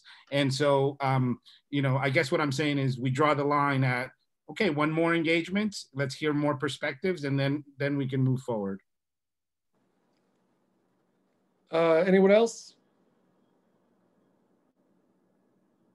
I have a I question. just find that totally contradictory, because in one sense he said, this is moving forward, this is happening, and then we want to have a meeting about whether this is moving forward. This project is moving forward, and there's still the motion on the table that this committee should support the motion. So let me clarify something, Zach. The meeting that I'm suggesting is not to create agreement about whether or not the project is moving forward. Like I said, the project is moving. The project is happening.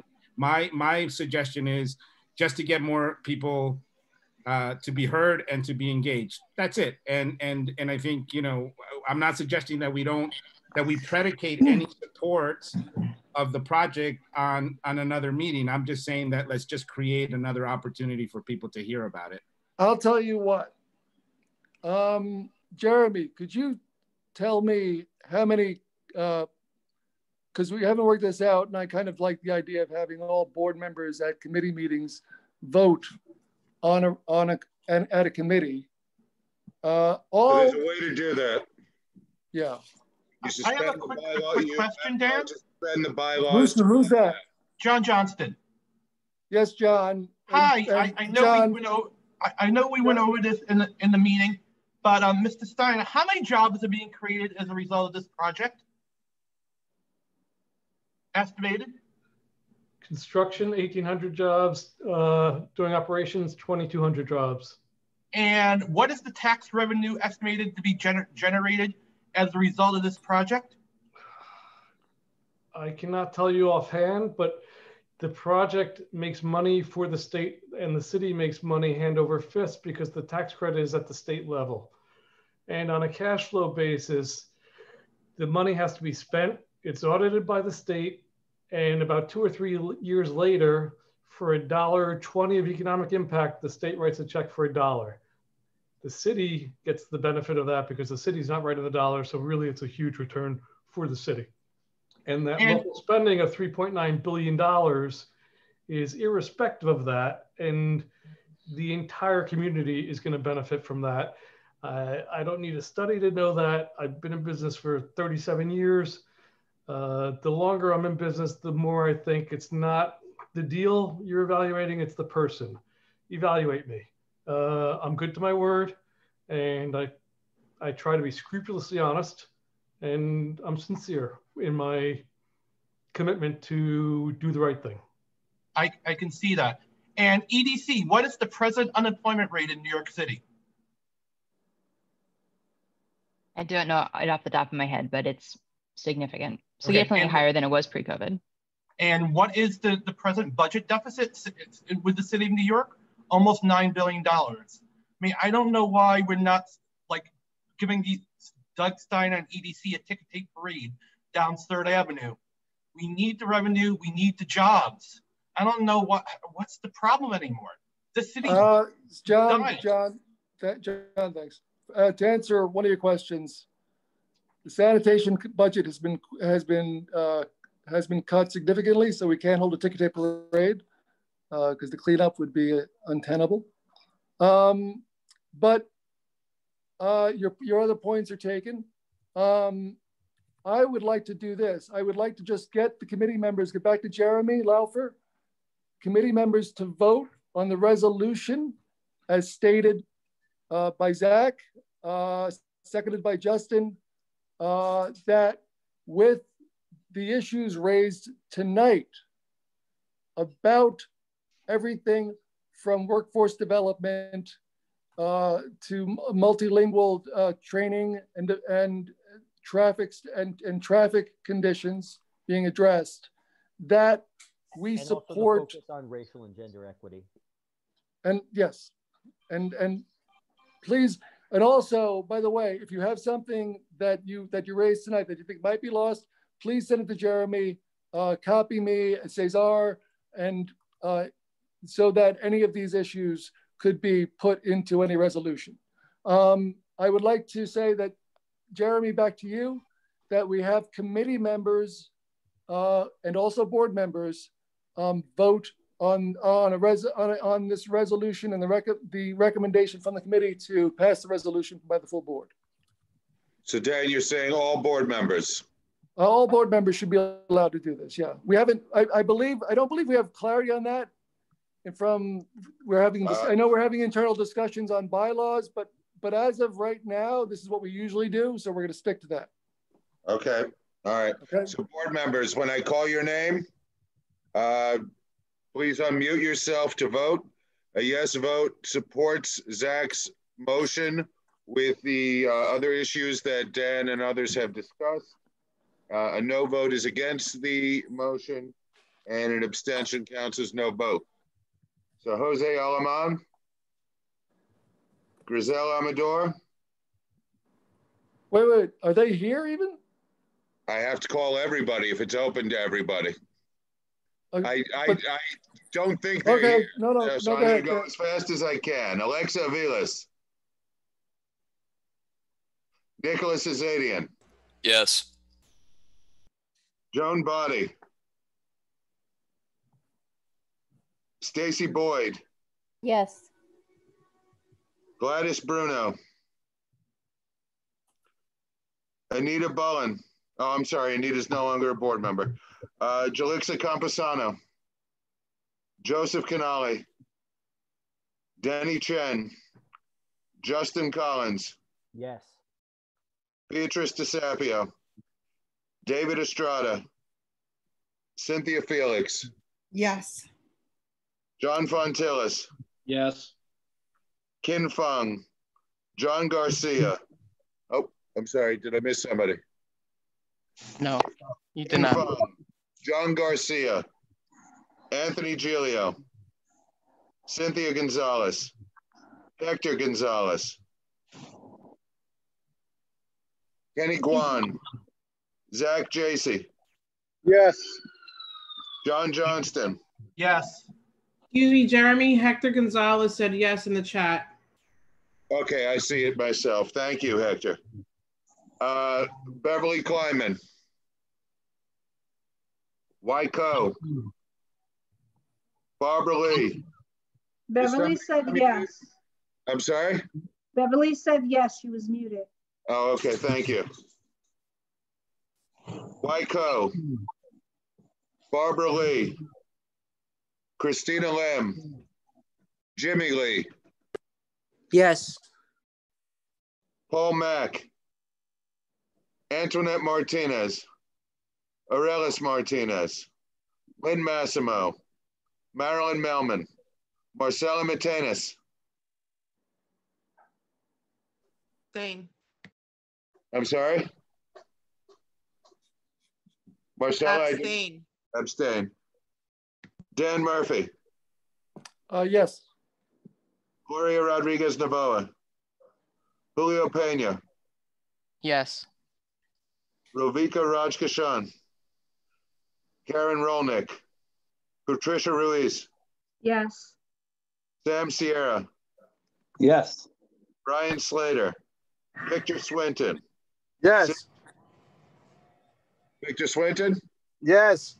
Oh, okay, I didn't see you earlier. I'll mark your attendance as well. Cindy Vanden Bosch. Catherine Walsh. Fred Wolf. Peter Wong. Cesar Zuniga. Yes.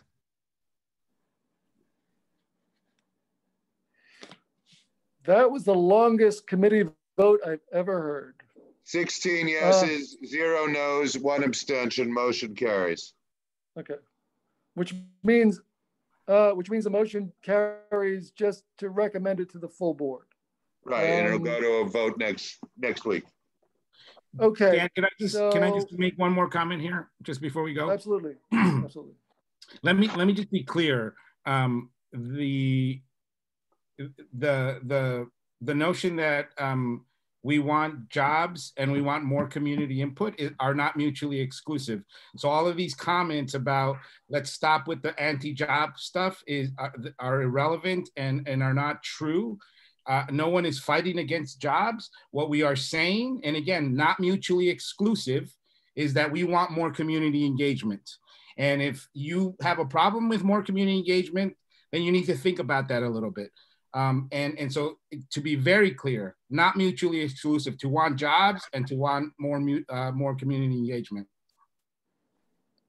And if I can sort of chime in for the EDC team, I think, we've been working in this neighborhood for a long time, but we've been working better in this neighborhood for the last couple of years. And, I know a number of folks on this call have been deeply engaged with us for the last 5 years and can sort of speak to how that engagement has evolved over time. I know there's still a lot of work to do, but, we stand by what Caesar just said. We want to both create jobs and have really good engagement. And so we are incredibly supportive. We expect to continue to develop relationships around this project, as well as all of our work in the neighborhood. So thank you for hosting us tonight. We look forward to future engagement. We look forward to Steiner developing their own individual relationships, as well as, with us. But thank you for hosting us tonight. And we really appreciate it and are happy to answer all questions. We thought we did a detailed job in the letter responding to the set of questions, but we're all about transparency. So happy to answer additional questions that come from the board. I want to echo the thanks very much, and we won't disappoint you. We want you to be very proud and take ownership of this and feel like we do everything we said, and that you can be glad you did the right thing by the community. Thank you, everyone, for participating on this. Thank you to our staff for getting over the initial hiccups. I think it was a successful Zoom meeting. I hope we do it again. Well, the Zoom. I don't know about this particular meeting again. Thank you, everyone. And have a great night. Yeah. Is there a motion to adjourn? Good night, everyone. Second. All right, good. Motion. Bye-bye. Good night, everybody. Good evening, Dan. See ya.